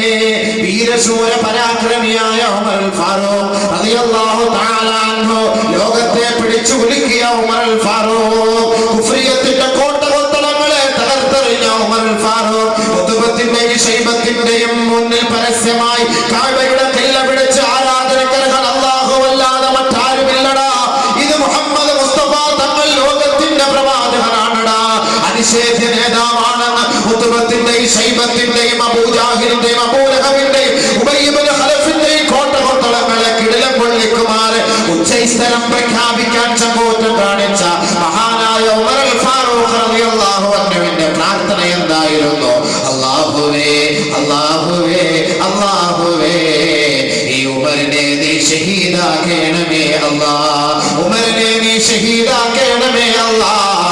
അല്ലാഹുവേ, നിന്റെ ഹബീബിന്റെ മണ്ണിൽ തന്നെയാകട്ടെ അത്, നിന്റെ ഹബീബിന്റെ വീട്ടിൽ തന്നെയാകട്ടെ അത്, നിന്റെ ഹബീബിന്റെ പള്ളിയിൽ തന്നെയാകട്ടെ അത്. ആ ഹബീബിന്റെ ജസദോട് ചേർന്ന് കിടക്കാൻ ഈ വിനീതന് നീ അവസരം നൽകണമേ എന്ന് വീരശൂരനായ ധൈര്യനും സ്ഥൈര്യനുമായ ഉമറുൽ ഫാറൂഖ് പ്രഖ്യാപിച്ചുവെങ്കിൽ ആ പ്രഖ്യാപനം അല്ലാഹു സ്വീകരിച്ചില്ലയോ? മദീനയുടെ മണവാളന്റെ ചാരത്ത് വിശ്രമിക്കാൻ അല്ലാഹു അവസരം നൽകിയില്ലയോ? ബഹുമാനപ്പെട്ട ഉമറുൽ ഫാറൂഖ്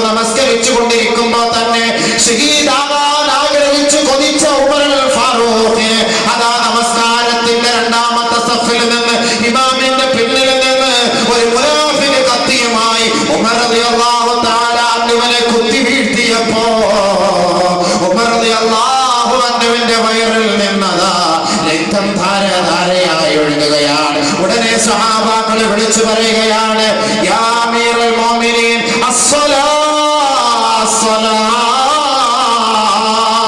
പ്രായപൂർത്തിയും ബുദ്ധിയും വിവരവും കഴിവും തന്റെ ഇടവും ചങ്കൂറ്റവുമുള്ള മുസ്ലിമേ, പരിശുദ്ധമായ പള്ളിയുടെ വിചാരത്തിൽ നിന്ന് വാങ്ങിന്റെ മധുരമായ മൊഴി കേൾക്കുമ്പോ സിനിമാശാലകളിലും സീരിയലുകളും കണ്ടുകൊണ്ട് ഗാനമേളകളിലും ഉത്സവ പറമ്പുകളിലും അഹങ്കാര തിമിർപ്പിൽ ആനന്ദ നൃത്തം ചവിട്ടുമ്പോ പള്ളികളിൽ നമസ്കരിക്കാൻ കേവലം എക്സ്പയറായ ഓൾഡ് ഏജിന്റെ കിളവന്മാരല്ലാതെ ചുറുചുറുപ്പുള്ള രക്തം തിളയ്ക്കുന്ന എത്രയെത്ര യുവമിഥുനങ്ങളാണ് നമസ്കാരം ഒഴിവാക്കി കഴിയുന്നതെങ്കിൽ പരിശുദ്ധമായ മദീന പള്ളിയുടെ ഉമ്മറപ്പടിയിലതാ രക്തം ചീറ്റിക്കൊണ്ട് മരണത്തോട് മല്ലടിച്ചു കിടക്കുന്ന ഉമറുൽ ഫാറൂഖിനെ നോക്കിക്കൊണ്ട് സഹാബത്ത് പറയുകയാണ്, അസ്സലാ അസ്സലാ യാ അമീറുൽ മുഅ്മിനീൻ. അമീറുൽ മുഅ്മിനീനെ നമസ്കാരം നമസ്കാരം നമസ്കാരം എന്ന് പറയേണ്ട താമസം ബഹുമാനപ്പെട്ട ഉമറുൽ ഫാറൂഖ് തന്റെ ശരീരത്തിൽ നിന്ന് നിർഗളിക്കുന്ന ആ രക്തത്തെ വകവെക്കാതെ അവിടേക്ക് അമർത്തി പിടിച്ചു മുറുകെ പിടിച്ചുകൊണ്ട് നഅം നഅം നഅം ലാ ഹദ്ദ ഫിൽ ഇസ്ലാമി ഇല്ലാ ബിസ്സലാ. അതേ, നിങ്ങൾ പറയുന്നത് ശരി തന്നെ, ശരി തന്നെ. ഇസ്ലാമിൽ നമസ്കാരമില്ലാത്തവന് സ്ഥാനമില്ല, മാനമില്ല, അന്തസ്സില്ല, അഭിമാനമില്ല എന്ന് പറഞ്ഞ് മഹാനായ ഉമറുൽ ഫാറൂഖ് ആ രക്തം ചീറ്റുന്ന ഭാഗത്ത് കൈപിടിച്ചിട്ട് അതേ അവസ്ഥയിൽ നമസ്കരിച്ചുകൊണ്ട് ഷഹീദായ എന്ന ചരിത്രം പറയുമ്പോ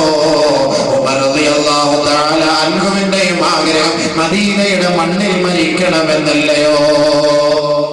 പരിശുദ്ധ പ്രവാചകൻ ആഗ്രഹിച്ചതും ആ മദീന പള്ളിക്കകത്ത് മരിക്കാൻ ഉമർ റളിയല്ലാഹു തആല അൻഹുവിനെ അനുവദിക്കണമെന്നും അബൂബക്കറിന് സ്ഥാനം നൽകണമെന്നും എന്റെ പ്രവർത്തകർക്കും എന്റെ സുഹൃത്തുക്കൾക്കും എന്റെ ഭൃത്യന്മാർക്കും എന്റെ ചാരത്തിൽ അധിവസിക്കാൻ അവസരം നൽകണമെന്നുമാണ് അല്ലാഹുവിന്റെ റസൂലിന്റെ ആഗ്രഹമെങ്കിൽ 1,24,000-ഓളം വരുന്ന സഹാബാക്കളെ അല്ലാഹു ലോകത്ത് പരിചയപ്പെടുത്തിയപ്പോ 10,000-കണക്കിന് സഹാബാക്കൾക്ക് മാത്രമേ പുണ്യമായ മദീനയുടെ ചാരത്ത് വിശ്രമിക്കാൻ അവസരം അല്ലാഹു നൽകിയുള്ളൂ. അതിൽപ്പെട്ട സഹാബാക്കളിൽ പലരും ഈ പുണ്യമായ നാട്ടിൽ കാലുകുത്തിയിട്ടില്ലേ? അതുകൊണ്ട് സുഹൃത്തുക്കളെ, ആ മദീന പള്ളിക്കകത്തേക്ക് ബഹുമാനപ്പെട്ട പ്രവാചകൻ വിളിച്ചു വരുത്തുകയാണ്. എത്യോപ്യയിൽ നിന്ന് വരുന്ന പാതിരി വർഗത്തെ അവരെ ക്ഷണിച്ചു വരുത്തുകയാണ്. മദീനക്കകത്തേക്ക് വന്നിരിക്കണമേ. അല്ലാഹുവിന്റെ റസൂല് ആദരിക്കുകയാണ്, അല്ലാഹുവിന്റെ റസൂല് സ്വീകരിക്കുകയാണ്. മദീന പള്ളിയുടെ അകത്തളത്തിലേക്ക് ക്രൈസ്തവ സഹോദരങ്ങളെ വിളിച്ചിരുത്തി അവരോട് ദീനിന്റെ സന്ദേശം കൈമാറുകയാണ്. മധ്യാഹ്ന സമയം എത്തിയപ്പോ, ഉച്ച സമയമായപ്പോ ക്രൈസ്തവ പാതിരിമാരിൽ പ്രധാനപ്പെട്ട പാതിരി എഴുന്നേറ്റ് നിന്ന് പറഞ്ഞു, അല്ലയോ പ്രവാചകരെ, ഞങ്ങളുടെ ദൈവത്തെ ആരാധിക്കാൻ സമയമായി, ഞങ്ങളുടെ ദൈവത്തെ ആരാധിക്കാനുള്ള സമയമായി.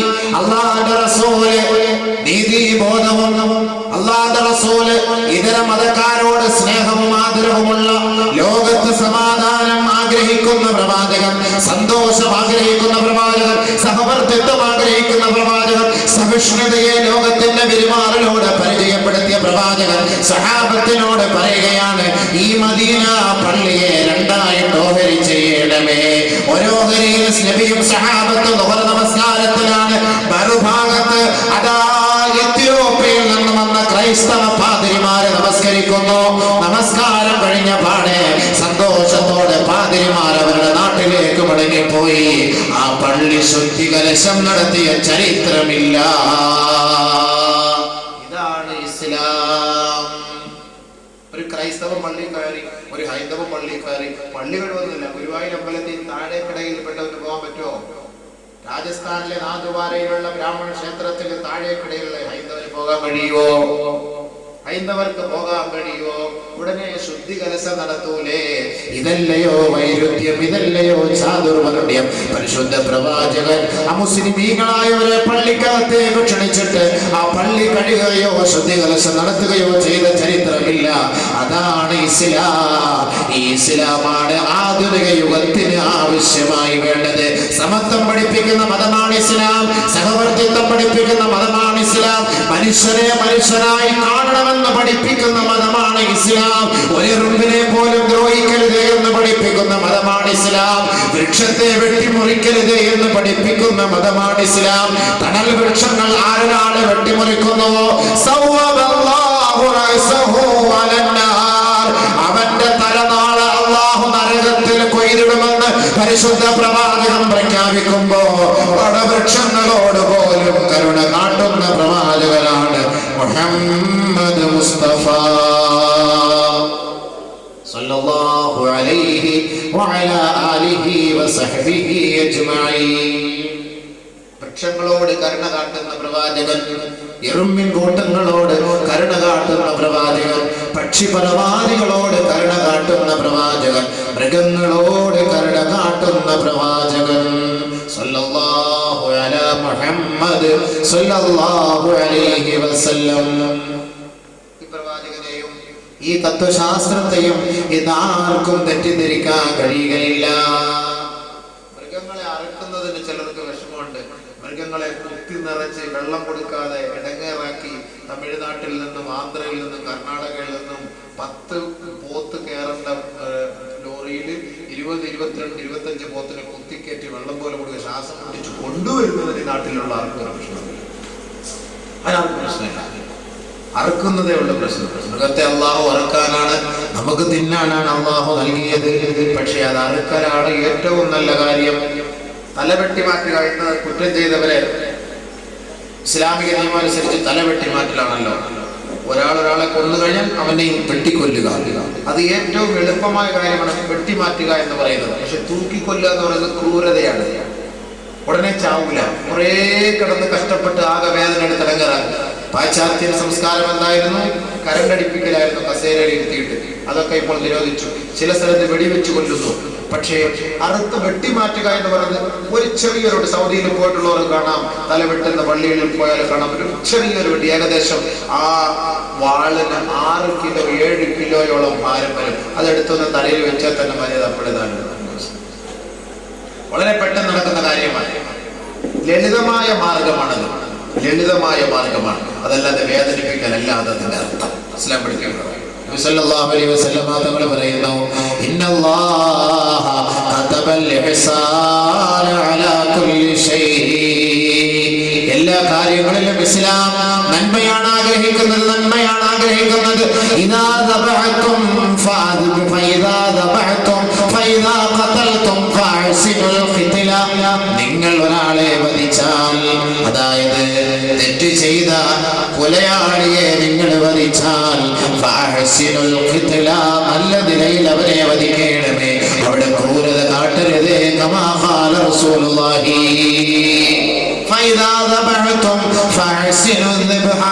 നിങ്ങൾ ഒരു മൃഗത്തെ അറക്കുകയാണെങ്കിൽ ആ അറുക്കുന്നതിലും നിങ്ങൾ കരുണ കാട്ടണമേ.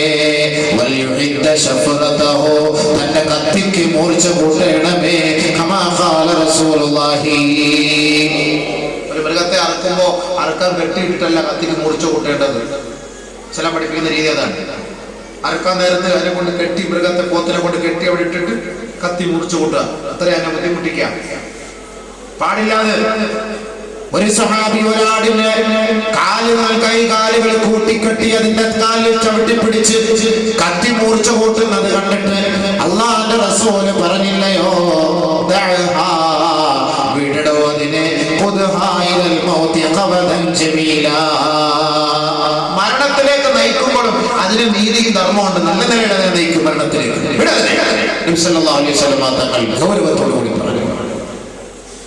ആടിനെ ചെവിയിൽ പിടിച്ചിട്ട് ഒരു ചങ്ങാതി, ഒരു സഹാബി ചെവിയിൽ പിടിച്ചിങ്ങനെ വലിച്ചുകൊണ്ടേ വന്നു. നബി സല്ലല്ലാഹു അലൈഹി വസല്ലം തങ്ങൾ പറഞ്ഞു,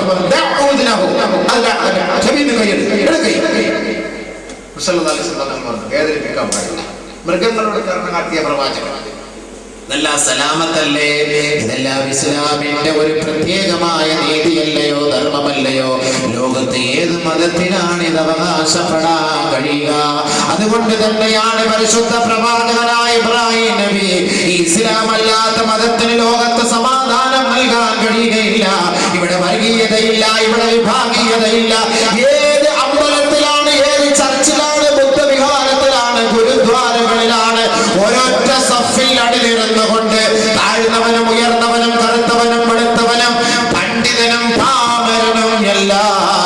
ഒരേ സഫിലെ തോളോട് തോൾ ചേർന്ന് നിന്നുകൊണ്ട് നമസ്കരിക്കുന്ന ഈ ഒരു സംസ്കാരം ഇസ്ലാമിലല്ലാതെ ലോകത്ത് ഏത് മതത്തിലാണുള്ളത്? സരോജിനി നായിഡു പോലും പറഞ്ഞില്ലയോ, ഇസ്ലാമിന്റെ പാവനത്വം ജനകീയ ജനാധിപത്യത്തിന്റെ വർണ്ണഭംഗി മനസ്സിലാക്കണമോ? അമ്പലത്തിലേക്ക് നോക്കിയിട്ട് കാര്യമില്ല, ചർച്ചിലേക്ക് നോക്കിയിട്ട് കാര്യമില്ല, ബുദ്ധവിഹാരങ്ങളിലേക്ക് നോക്കിയിട്ട് കാര്യമില്ല, ഗുരുദ്വാരകളിലേക്ക് നോക്കിയിട്ട് കാര്യമില്ല, മുസ്ലിമീങ്ങളുടെ പള്ളികളിലേക്ക് നിങ്ങൾ നോക്കേണമേ. ഇസ്ലാമിന്റെ പാവനത്വം, മനുഷ്യന്റെ സമത്വം മനസ്സിലാക്കാൻ മുസ്ലിം ആരാധനാലയങ്ങളിലേക്ക് നോക്കേണമേ. അതാണ് നമസ്കരിക്കാൻ സഫ് കെട്ടാൻ ഓരോ നമസ്കാര വേളകളിലും അല്ലാഹുവിന്റെ റസൂൽ സഹാബത്തിനോട് പറയുന്നു,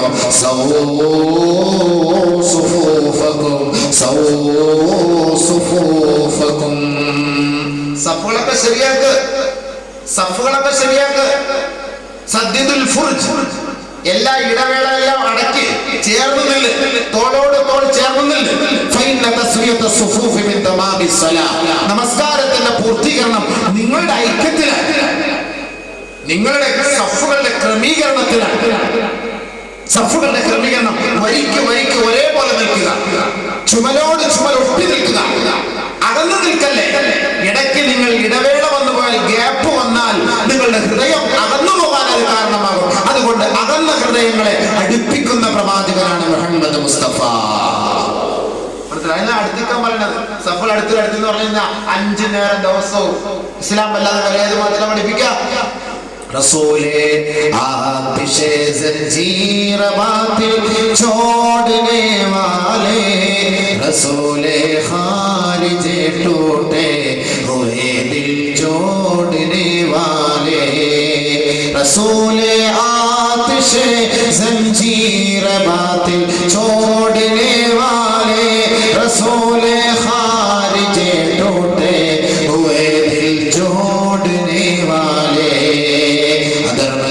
ചങ്ങലക്കെട്ടുകളെ പൊട്ടിച്ചെറിഞ്ഞ റസൂലേ അങ്ങേക്ക് സലാം.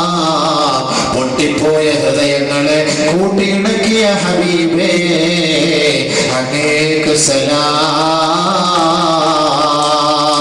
ആയി സദായി ജിബ്രീൽ തേരാ മഖാം ഹേ യഹീ അഹ്ലെ ഫിറാഖ് के लिए ऐशे दवाम है, आई सदाई जिब्रील तेरा मकाम है, अहले फिराक के लिए ऐशे दवाम है.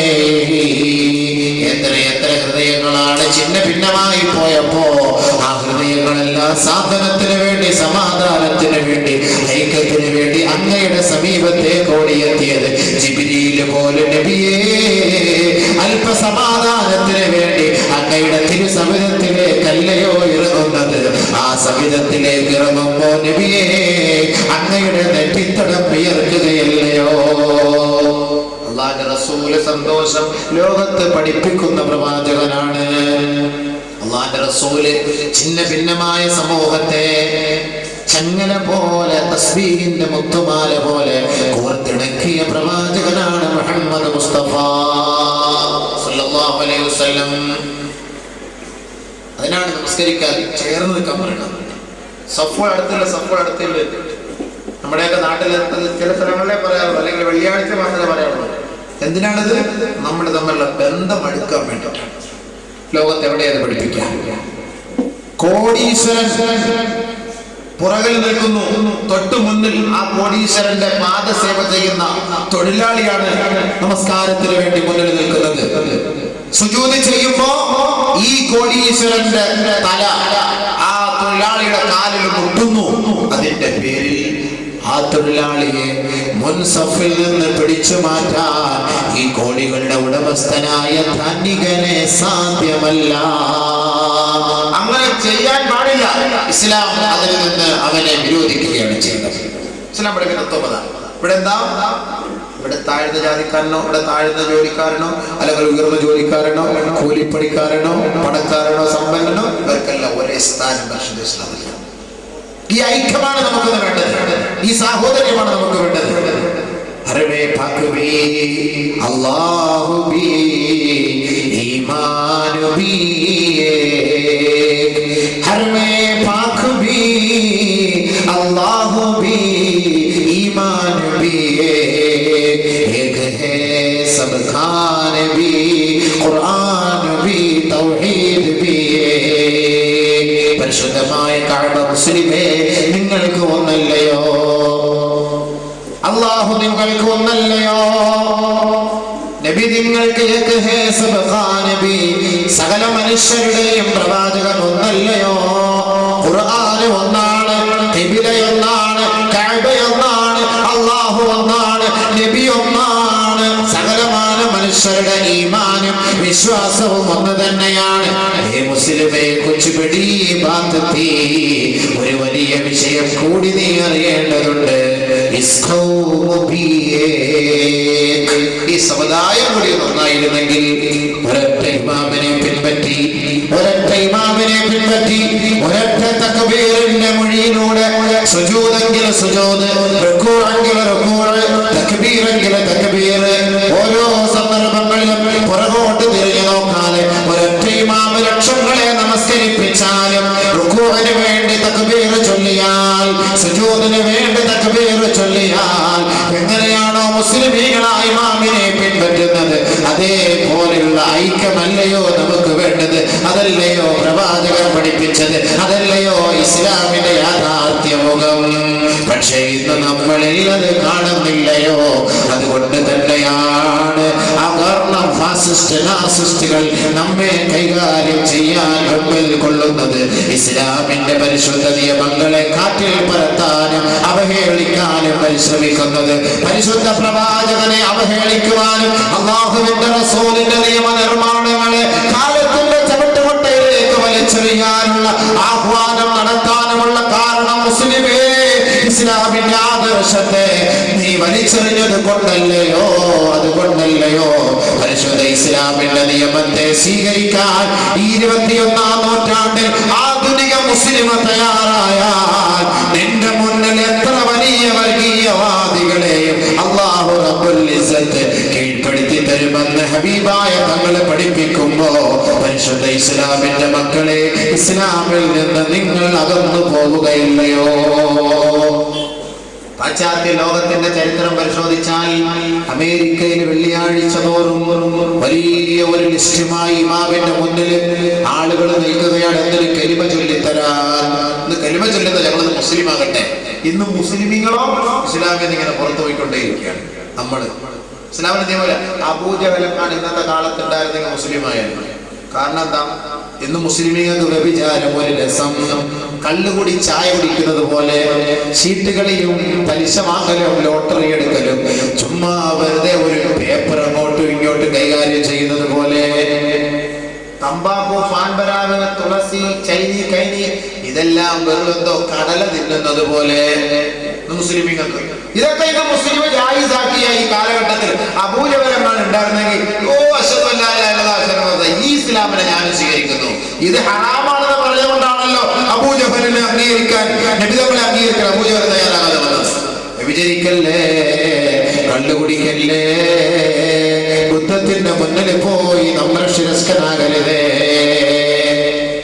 ഇന്ന് നമ്മുടെ ബുദ്ധത്തിന്റെ മുന്നിൽ പോകുന്നില്ല ആരാധ്യൻ നമുക്കാരാ വിജയ് ആരാധ്യൻ വിജയ് ആരാധ്യൻ ആരാ കാവ്യ മാധവൻ മീര ജാസ്മിൻ നമ്മുടെ ആരാധ്യയാണല്ലോ മറഡോണ ടെണ്ടുൽക്കർ യുവരാജ് കോട്ടയം നസീർ കൊല്ലം ഷാഫി ഇവരൊക്കെ ബന്ധപ്പെടുത്തി അവിടുത്തെ അവരുടെ മതപ്രസംഗത്തിന് ഭയങ്കര ആളല്ലാണ് കൊല്ലം ഷാഫി മുസ്ലിയാരുടെയും കോട്ടയം നസീർ സാഹിബ് മുസ്ലിയാരുടെ ഒക്കെ പ്രസംഗത്തിന് ഭയങ്കര ആണ് നമ്മുടെ ചെറുപ്പം മൊത്തം അവിടെയാണ് നേരത്തെ അവിടെ നമ്മുടെ ജില്ലാ സെക്രട്ടറി പറഞ്ഞ പോലെ 3-ലും ട്രിപ്പിളിലും 4-ലും ഒക്കെ അടിച്ച് ഇങ്ങനെ പോവാണ് നമ്മുടെ ചങ്ങാതിമാര് വാള് വെക്കാനോ ദീൻ കേൾക്കാനോ തയ്യാറാകുന്നില്ലല്ലോ നമ്മൾ ഇസ്ലാമിൽ നടന്നു പോകുന്നു അമുസ്ലിമുകൾ ഇസ്ലാമിനെ പഠിക്കുന്നു അമുസ്ലിമുകൾ ഇസ്ലാമിനെ പഠിക്കുന്നു ഇത്രത്തോളം ഉണ്ടോ ഇതിന്റെ സന്തസത്തയാണ് പക്ഷെ മുസൽമാന്റെ പ്രവൃത്തി കണ്ടിട്ട് ഇസ്ലാമിനെ പൂജിക്കുകയാണ് അവർ ചെയ്യുന്നത് ഇത്ര നല്ല മതം കള്ളുകുടി ഹറാം ലോകത്ത് പഠിപ്പിച്ചു ഈ ആധുനിക യുഗത്തിൽ ഇന്ന് ഗവൺമെന്റ്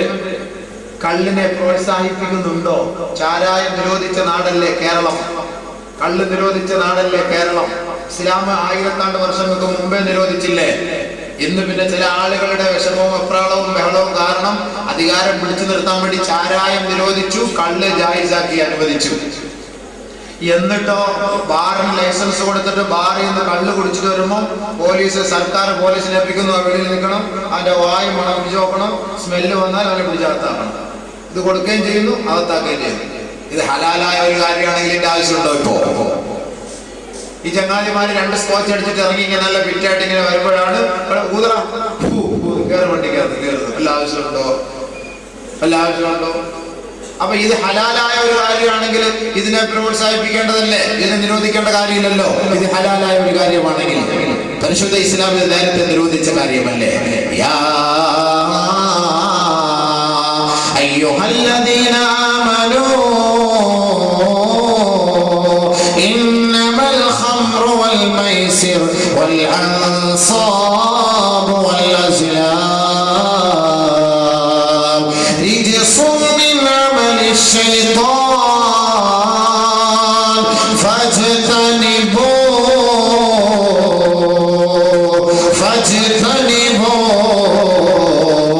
ലഅല്ലകും തുഫ്ലിഹൂൻ.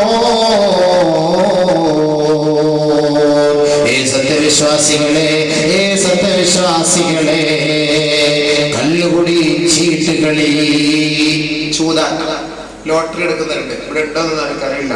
ചില നല്ല നല്ല കാക്കാമാര്, ഇച്ചാമാര്, നാനോ എന്ന് പറഞ്ഞൊരു സാധനം ഇപ്പൊ ഇറങ്ങിയിട്ടുണ്ട്. ഇത് അറിയപ്പെടുന്നത് ലോട്ടറി വണ്ടി എന്നാണ്. ഈ സാധനത്തിന്റെ മുകളിൽ Karunya lottery, Bhagya lottery, Bismi lottery, Rahmath lottery, Buraq lottery, Muhammad lottery, നല്ല നല്ല പേര്. ഈ പൈസ ഇട്ടിട്ട് കൊണ്ടുപോയിട്ട് പലയിടം മുന്നിട്ടിട്ട് ജമാഅത്താൽ നിസ്കരിക്കുകയും ചെയ്യും. ശേഷം അതിനകത്ത് പോയി കയറുകയും ചെയ്യും. എന്നിട്ട് ഇതിങ്ങനെ കൊണ്ടുനടന്ന് വിറ്റ് ഇതിന്റെ കാശ് തന്നെ ഇയാൾ ധരിച്ചെടുക്കുന്നത് ഇത് ഹലാലായ കച്ചവടമാണ്. ഭയങ്കര ലാഭമുള്ള കാര്യമല്ലേ? ബാക്കി ടിക്കറ്റ് വന്ന് അടിച്ചാൽ ഇയാൾക്ക് പിന്നെ വലിയ വീട് വെക്കാമല്ലോ, ലാഭമല്ലേ? ഇരുന്നാലും കാശ് ചതുരക്കൂല. പണ്ടാരാണ്ട് പറഞ്ഞ പോലെ നല്ലൊരു ബിസിനസ് ഉണ്ട്, ഒരു ചെലവില്ലാത്തത്. എന്താണ്? കോഴിക്കാട്ടം. നല്ലതാകത്ത് എക്സ്പയർ ആവുകയില്ല. ഇരിക്കുന്തോറും പഴകുന്തോറും അതിന് ക്വാളിറ്റി കൂടി വരികയാണ്. ഒരു ചെലവില്ലാത്ത സാധനമാണ് എന്ന് പറയുന്ന പോലെ ഒരു സാധനമാണിത്. ഇരുന്നാലും നല്ല കൂടുതൽ കാശ് കിട്ടുന്ന ഒരു കാര്യം തന്നെയാണ്. അപ്പൊ ഇവരുടെ ധരിക്കുന്നറിയോ? മരിക്കുന്നതിന് ഒരു തൗബ ചെയ്തേക്കാം.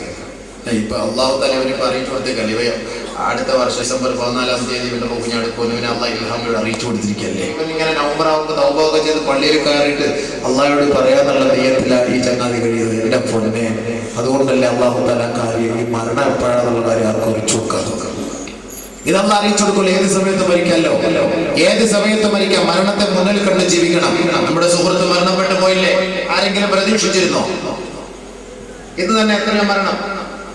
ഇവിടെ നമ്മുടെ നേരത്തെ ആമുഖത്തിൽ പ്രസംഗിച്ച അദ്ദേഹം എത്രയോ മരണത്തിന്റെ കഥ ഇന്നത്തെ ദിവസത്തിൽ തന്നെ മരണപ്പെട്ട 14 പേരുടെ ചരിത്രം. എത്ര മരണം ആരെങ്കിലും അറിയുന്നുണ്ടോ? എപ്പോഴാണ് മരിക്കുക? പക്ഷെ മനുഷ്യനെ ചിന്തിക്കുന്നില്ലല്ലോ. दुनिया के मुसाफिर मंजिल तेरी खबर है, रास्ता जो चल रहा है 2 दिन का ये सफर है.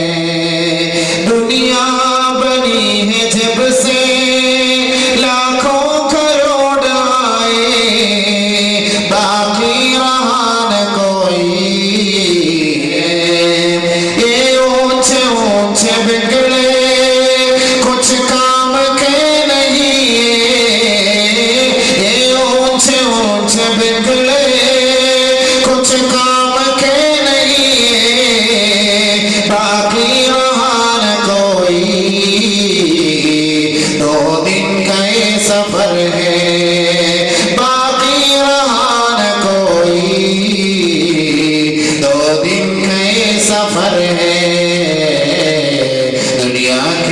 मुसाफिर मंजिल तेरी खबर है, रास्ता जो चल रहा है 2 दिन का ये सफर है.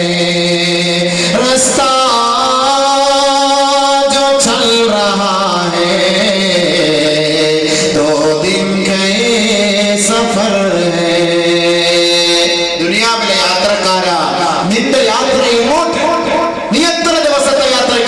വേണ്ടിയിട്ടാണ് ഈ ലോകത്ത് നീ ജീവിക്കുന്നത്.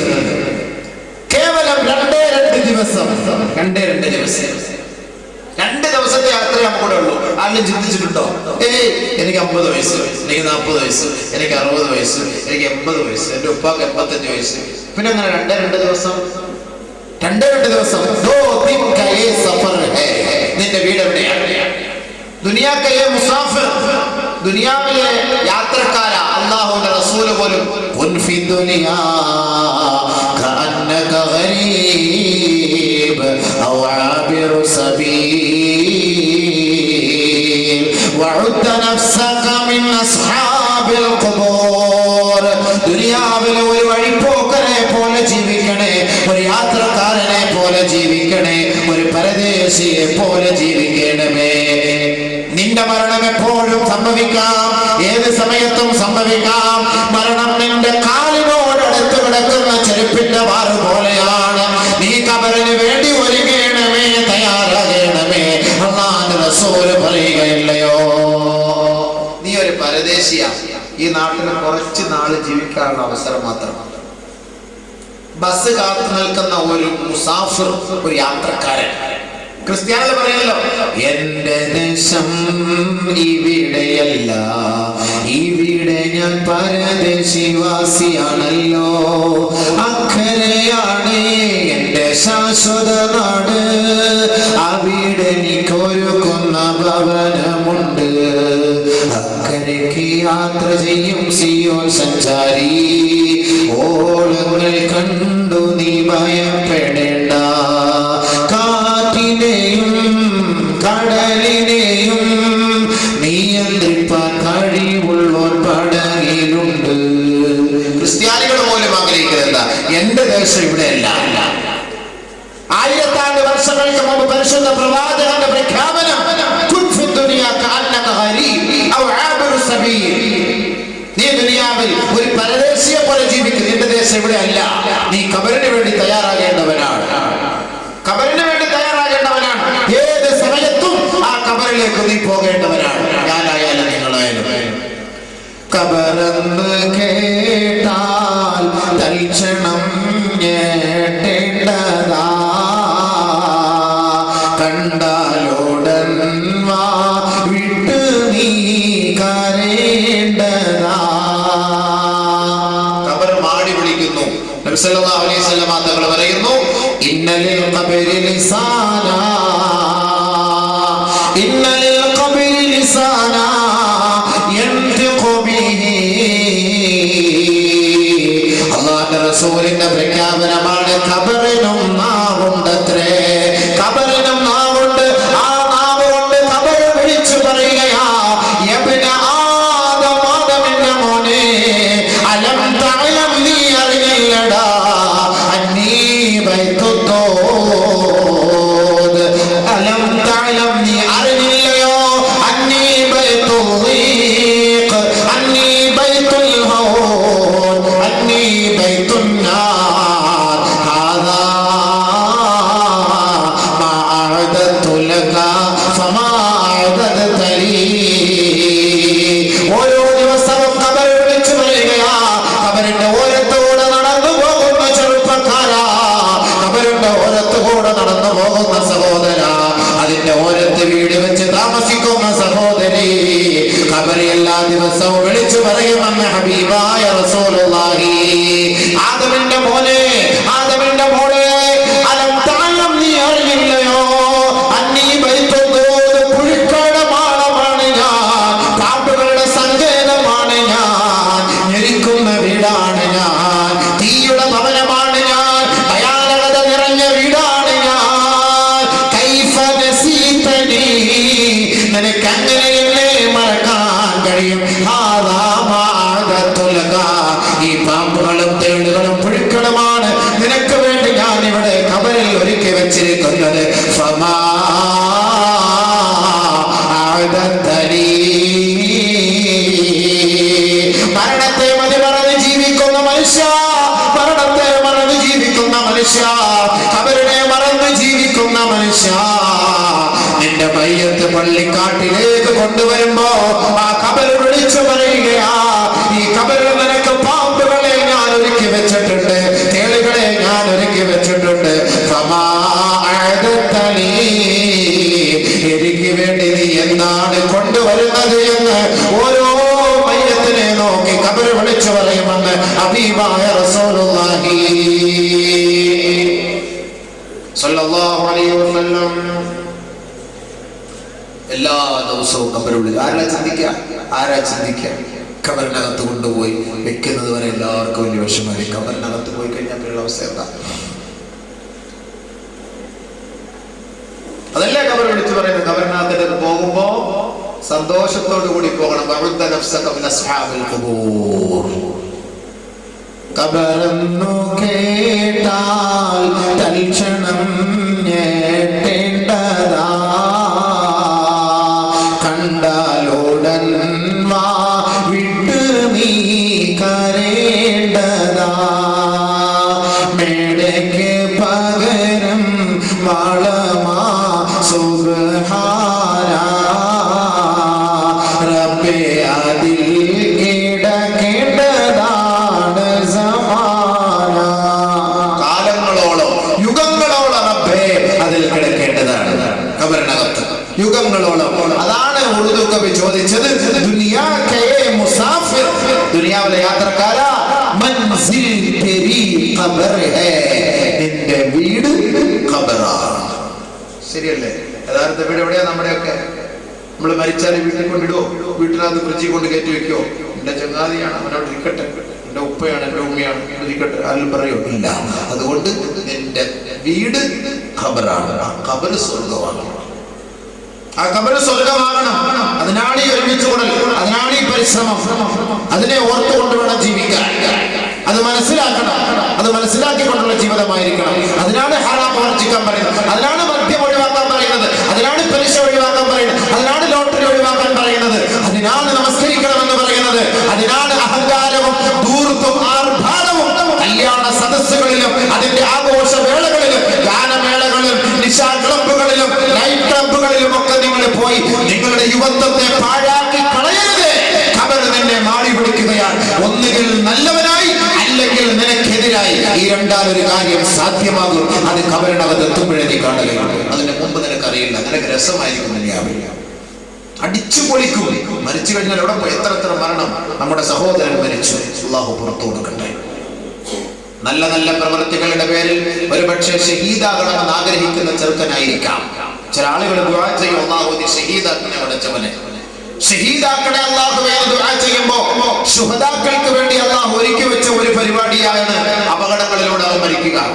അവനെ ഷഹീദാക്കി ഉയർന്ന ദർജയിൽ അല്ലാഹു ഉയർത്തും. അതുകൊണ്ട് ഒരു മനുഷ്യൻ മരിച്ചു കഴിഞ്ഞാൽ അവന്റെ അവസ്ഥ കണ്ടിട്ട് ആരും വിലയിരുത്തരുത്. ഹബീബായ റസൂലുള്ളാഹി തങ്ങൾ പറയുകയാണ്, ഇന്നൽ മുഅ്മിന യമൂതു അലാ കുല്ലി ഹാൽ. ഒരു മുഅ്മിനായ മനുഷ്യൻ ഏതവസ്ഥയിലും മരണപ്പെടാം. വണ്ടി ഇടിച്ചു മരിക്കാം, ഹൈവേ റോഡിന്റെ നടുവിൽ ചതഞ്ഞരഞ്ഞ് മരിക്കാം, വെള്ളത്തിൽ വീണ് മരിക്കാം, കടലിൽ മുങ്ങി മരിക്കാം, തീയിൽ ഉരുകി മരിക്കാം, കെട്ടിടത്തിന്റെ മുകളിൽ നിന്ന് വീണ് മരിക്കാം, അല്ലെങ്കിൽ കെട്ടിടം അവന്റെ മുകളിലേക്ക് വീണ് മരിക്കാം. ഇത് കണ്ടിട്ട് ആ മരണത്തെ നിങ്ങൾ വിലയിരുത്തരുത്.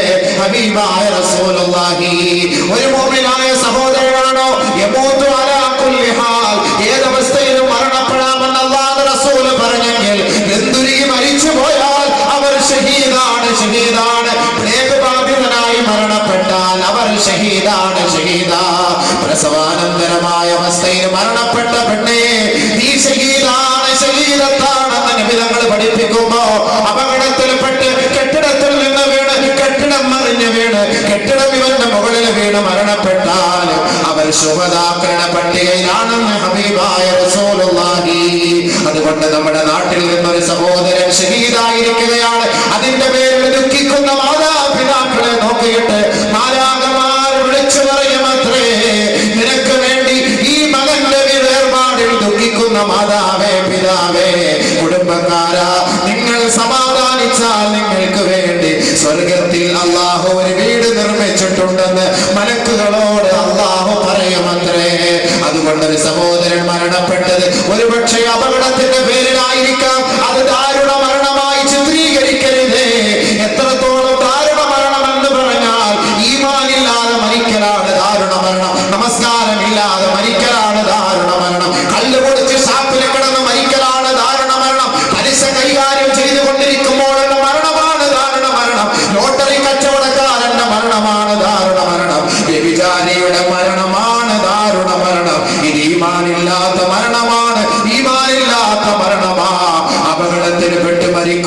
ദുർമരണമായി ചിത്രീകരിക്കരുത്.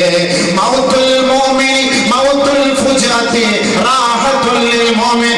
ഒരു മുഅ്മിനായ സഹോദരന്റെ പൊടുന്നനെയുള്ള മരണം അത് റാഹത്താണെന്ന് ആയിഷ ബീവി റളിയല്ലാഹു അൻഹാ റിപ്പോർട്ട് ചെയ്യുന്ന ഹദീസിൽ നബിയുനാ റസൂലുള്ളാഹി പെട്ടെന്നുള്ള മരണത്തിലൂടെ ഒരുപാട് കാര്യങ്ങൾ ആഖിറത്തിലേക്കുള്ള വഴികൾ അല്ലാഹു അവർക്ക് എളുപ്പമാക്കി കൊടുക്കുമെന്ന്. അത് അവിശ്വാസികൾക്ക് പടിപടിയായുള്ള പിടിയായിരിക്കും പെട്ടെന്നുള്ള മരണമെന്ന് പഠിപ്പിക്കുമ്പോ അല്ലാഹുവിന്റെ റസൂലിന്റെ മുത്തായ വാക്കാണ്. ഈ നാട് പോലും ഈ നാട്ടുകാര് പോലും വളരെ വിഷമിച്ച് പ്രയാസപ്പെട്ട് കഴിയുമ്പോ ദുഃഖിക്കരുതേ, പ്രയാസപ്പെടരുതേ. ആ സഹോദരന് സ്വർഗത്തിൽ ഒരു സ്ഥാനം അല്ലാഹു നൽകിയിട്ടുണ്ട് എന്ന് ഹദീസുകൾ പഠിക്കുമ്പോൾ നമുക്ക് മനസ്സിലാക്കാമെങ്കിൽ നബി തങ്ങളുടെ പൊന്നോമന പുത്രൻ ഇബ്രാഹിം മരണപ്പെട്ടപ്പോ ആ ഇബ്രാഹിമിന്റെ മയ്യത്തിന്റെ അരികെ പോയി നിന്ന് ലോകത്തിന്റെ പ്രവാചകൻ കരഞ്ഞപ്പോ സ്വഹാബത്ത് ചോദിച്ചു, യാ റസൂലല്ലാഹ്, അങ്ങ് കരയുകയാണോ നബിയെ? ഞങ്ങളെ ഈ കരയുന്നതിൽ നിന്ന് പിന്തിരിപ്പിച്ച നബിയെ, അങ്ങ് കരയുകയാണോ യാ റസൂലല്ലാഹ് എന്ന് ചോദിച്ചപ്പോ സഹാബാക്കളോട് പറഞ്ഞു, സഹാബത്തെ, എന്റെ മകൻ മരിച്ചാൽ പൊട്ടിക്കരയാനൊരവസരം ഉണ്ടായിരുന്നുവെങ്കിൽ ഏറ്റവും കൂടുതൽ ദുഃഖിക്കുന്നത് ഈ സന്ദർഭത്തിലായിരിക്കും. പക്ഷെ ഞാനത് അടക്കി വെച്ചിരിക്കുകയാ, ഒതുക്കി വെച്ചിരിക്കുകയാ. റഹ്മത്തിന്റെ കണ്ണുനീരുണ്ടല്ലോ, ഈ റഹ്മത്തിന്റെ കണ്ണുനീർ ഇത് ഓരോ മയ്യത്തിന് വേണ്ടിയും നിങ്ങൾ കുഴിക്കണമെന്ന് നബിയുനാ റസൂലുള്ളാഹി. ഓരോ മയ്യത്തിനും അല്ലാഹു പുറത്തു കൊടുക്കുന്നത് ആ മയ്യത്തിന്റെ ഉടമസ്ഥർ റഹ്മത്തിന്റെ കണ്ണുനീർ പൊട്ടിക്കരയലല്ല, നിലവിളിയിട്ട് കരയലല്ല, അലമുറയിട്ട് കരയലല്ല, നെഞ്ചത്തടിച്ച് കരയലല്ല. അല്ലാഹുവിന്റെ റസൂൽ അവിടെയും നമുക്ക് പഠിപ്പിക്കുകയാ, ലൈസ മിന്നാ മൻ ദആ, ലൈസ മിന്നാ മൻ ളറബൽ ഖുദൂദ് വശഖൽ ജുയൂബ് വദആ ബിദഅവത്തിൽ ജാഹിലിയ്യ. ഒരാൾ മരിക്കുമ്പോ തന്റെ ശരീരത്തിൽ നെഞ്ചിലടിച്ച് കരയുന്നവൻ എന്റെ സമുദായത്തിൽ പെട്ടവനല്ല. തന്റെ ശരീരത്തിലെ വസ്ത്രം വലിച്ചു കീറുന്നവൻ എന്റെ സമുദായത്തിൽ പെട്ടവനല്ല. അലമുറയിട്ട് പൊട്ടി കരയുന്നവർ എന്റെ സമുദായത്തിൽ പെട്ടവരല്ല. മറിച്ച് കണ്ണുനീരൊലിപ്പിച്ച് ആ മയ്യത്തിന്റെ മഗ്ഫിറത്തിന് വേണ്ടി മാത്രം കരയണമേ. ഹബീബായ ശഫീആയ റസൂലുള്ളാഹി സ്വല്ലല്ലാഹു അലൈഹി വസല്ലം അപ്പൊ കരയാൻ നമുക്ക് അങ്ങനെ പഠിപ്പിച്ചിരുന്നു. അതല്ലാതെ നിലവിളിയിട്ട് അട്ടഹസിച്ച് വസ്ത്രങ്ങളെല്ലാം വലിച്ചു കീറി കരയേണ്ട കാര്യമില്ല. മനുഷ്യൻ ഏത് സമയത്തും മരിക്കാം, സമയം പ്രത്യേകമില്ല. അതുകൊണ്ട് മരണത്തെ മുന്നിൽ കണ്ട് ജീവിക്കും, നമസ്കാരം നിലനിർത്തുക, തെറ്റുകളിൽ നിന്ന് ഒഴിവാക്കുക. എല്ലാ ജാഹിലിയ കാലഘട്ടങ്ങളിലെ തെറ്റുകുറ്റങ്ങളാണ് ഇന്ന് നമ്മുടെ നാട്ടിൽ നാം ചെയ്തുകൊണ്ടിരിക്കുന്നത്. കള്ള് ജാഹിലിയ കാലഘട്ടത്തിന്റെ കൂടപ്പിറപ്പായിരുന്നു, പലിശ ജാഹിലിയ കാലഘട്ടത്തിന്റെ കൂടപ്പിറപ്പായിരുന്നു, ചൂതാട്ടം ജാഹിലിയ കാലഘട്ടത്തിന്റെ കൂടപ്പിറപ്പായിരുന്നു, വ്യഭിചാരം ജാഹിലിയ കാലഘട്ടത്തിന്റെ കൂടപ്പിറപ്പായിരുന്നു, സ്വന്തം പെങ്ങൾക്ക് പോലും സ്ഥാനം നൽകാതിരുന്ന ജാഹിലിയ കാലഘട്ടത്തിന്റെ ചരിത്രം ഇന്ന് കാസർഗോഡിന്റെ മണ്ണിൽ സ്വന്തം പെങ്ങളുടെ മാനം കവർന്നെടുക്കാൻ വൃത്തികെട്ട നെറികെട്ട ആങ്ങളമാര് പോലെ തയ്യാറായെങ്കിൽ അത്രത്തോളം ഈ പരിശുദ്ധ ഇസ്ലാമിന്റെ നിയമ സംഹിതകൾ ഈ ആധുനിക യുഗത്തിൽ പ്രസക്തമാണ് എന്ന് നമ്മൾ ഇതിൽ നിന്ന് നമുക്ക് പാഠം ഉൾക്കൊള്ളേണ്ടതാണ്. മനസ്സിലാക്കിക്കോ, പെങ്ങളെ തിരിച്ചറിയാത്ത കാലം, ഉമ്മയെ തിരിച്ചറിയാത്ത കാലം, ജ്യേഷ്ഠന്റെ ഭാര്യമാരെ തിരിച്ചറിയാത്ത കാലം, ഇളയമ്മമാരെ തിരിച്ചറിയാത്ത കാലം, അത്രത്തോളം കാമവികാര പൂർത്തീകരണത്തിന് വേണ്ടി സ്വന്തം രക്തബന്ധുക്കളെ പോലും പ്രണയപ്പെടുത്താൻ തയ്യാറായ നെറികെട്ട സമുദായമായി ഈ ഖൗമ അതപ്പതിച്ചു പോകുമ്പോ അള്ളാന്റെ സഹായം നിങ്ങൾ പ്രതീക്ഷിക്കുകയേ വേണ്ട. മഹത്തുക്കളായ മഹാന്മാർ ഈ കേരളത്തിന്റെ ചരിത്ര പാരമ്പര്യം എടുത്ത് പരിശോധിച്ചാൽ ഏറ്റവും കൂടുതൽ ഒരുപക്ഷെ അള്ളാഹുവിന്റെ ഇഷ്ടപ്പെട്ട ദാസന്മാർ അന്തിയുറങ്ങുന്ന മണ്ണായിരിക്കാം കാസർഗോഡിന്റെ മണ്ണ്.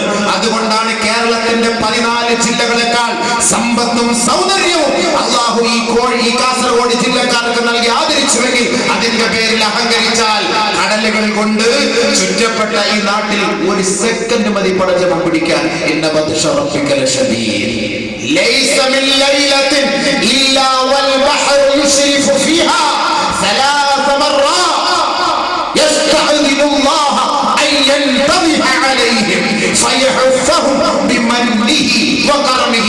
നബിയുനാ റസൂലുള്ളാഹി തആല പറയുകയാണ്, ഈ കടൽ എല്ലാ ദിവസവും രാത്രി 3 പറയുകയാണ്, പടച്ചവനെ ഞാൻ ഈ അഹങ്കാരികളെ പിടിക്കട്ടെ അല്ലാ, പിടിക്കട്ടെ അല്ലാ. ഈ കടലിനെ സാക്ഷ്യപ്പെടുത്തി, ഈ തിരമാലകളെ സാക്ഷ്യപ്പെടുത്തി നിന്റെ ദാസന്മാരും ദാസിമാരും കാണിക്കുന്ന ഈ അഹങ്കാര പേക്കൊമ്പുകൾ കണ്ടിട്ട് സഹിക്കാൻ കഴിയുന്നില്ല അല്ലാ, പിടിക്കട്ടെ പടച്ചവനെ എന്ന് എല്ലാ ദിവസവും രാത്രി 3 പ്രാവശ്യം കടൽ ചോദിക്കുന്നു. അല്ലാഹു റബ്ബുൽ ഇസ്സത്ത് അവൻ പറയുകയാണ്, എന്റെ ദാസന്മാരെ തൊട്ടുപോകരുത്. എത്ര കരുണയുള്ളവൻ. നമ്മൾ കാണിക്കുന്ന തോന്നിയാസത്തിന് പിടിക്കാൻ നിന്നാല് ഈ നാട്ടിൽ ആരെങ്കിലും കാണുമോ? ഈ ലോകത്ത് ആരെങ്കിലും കാണുമോ?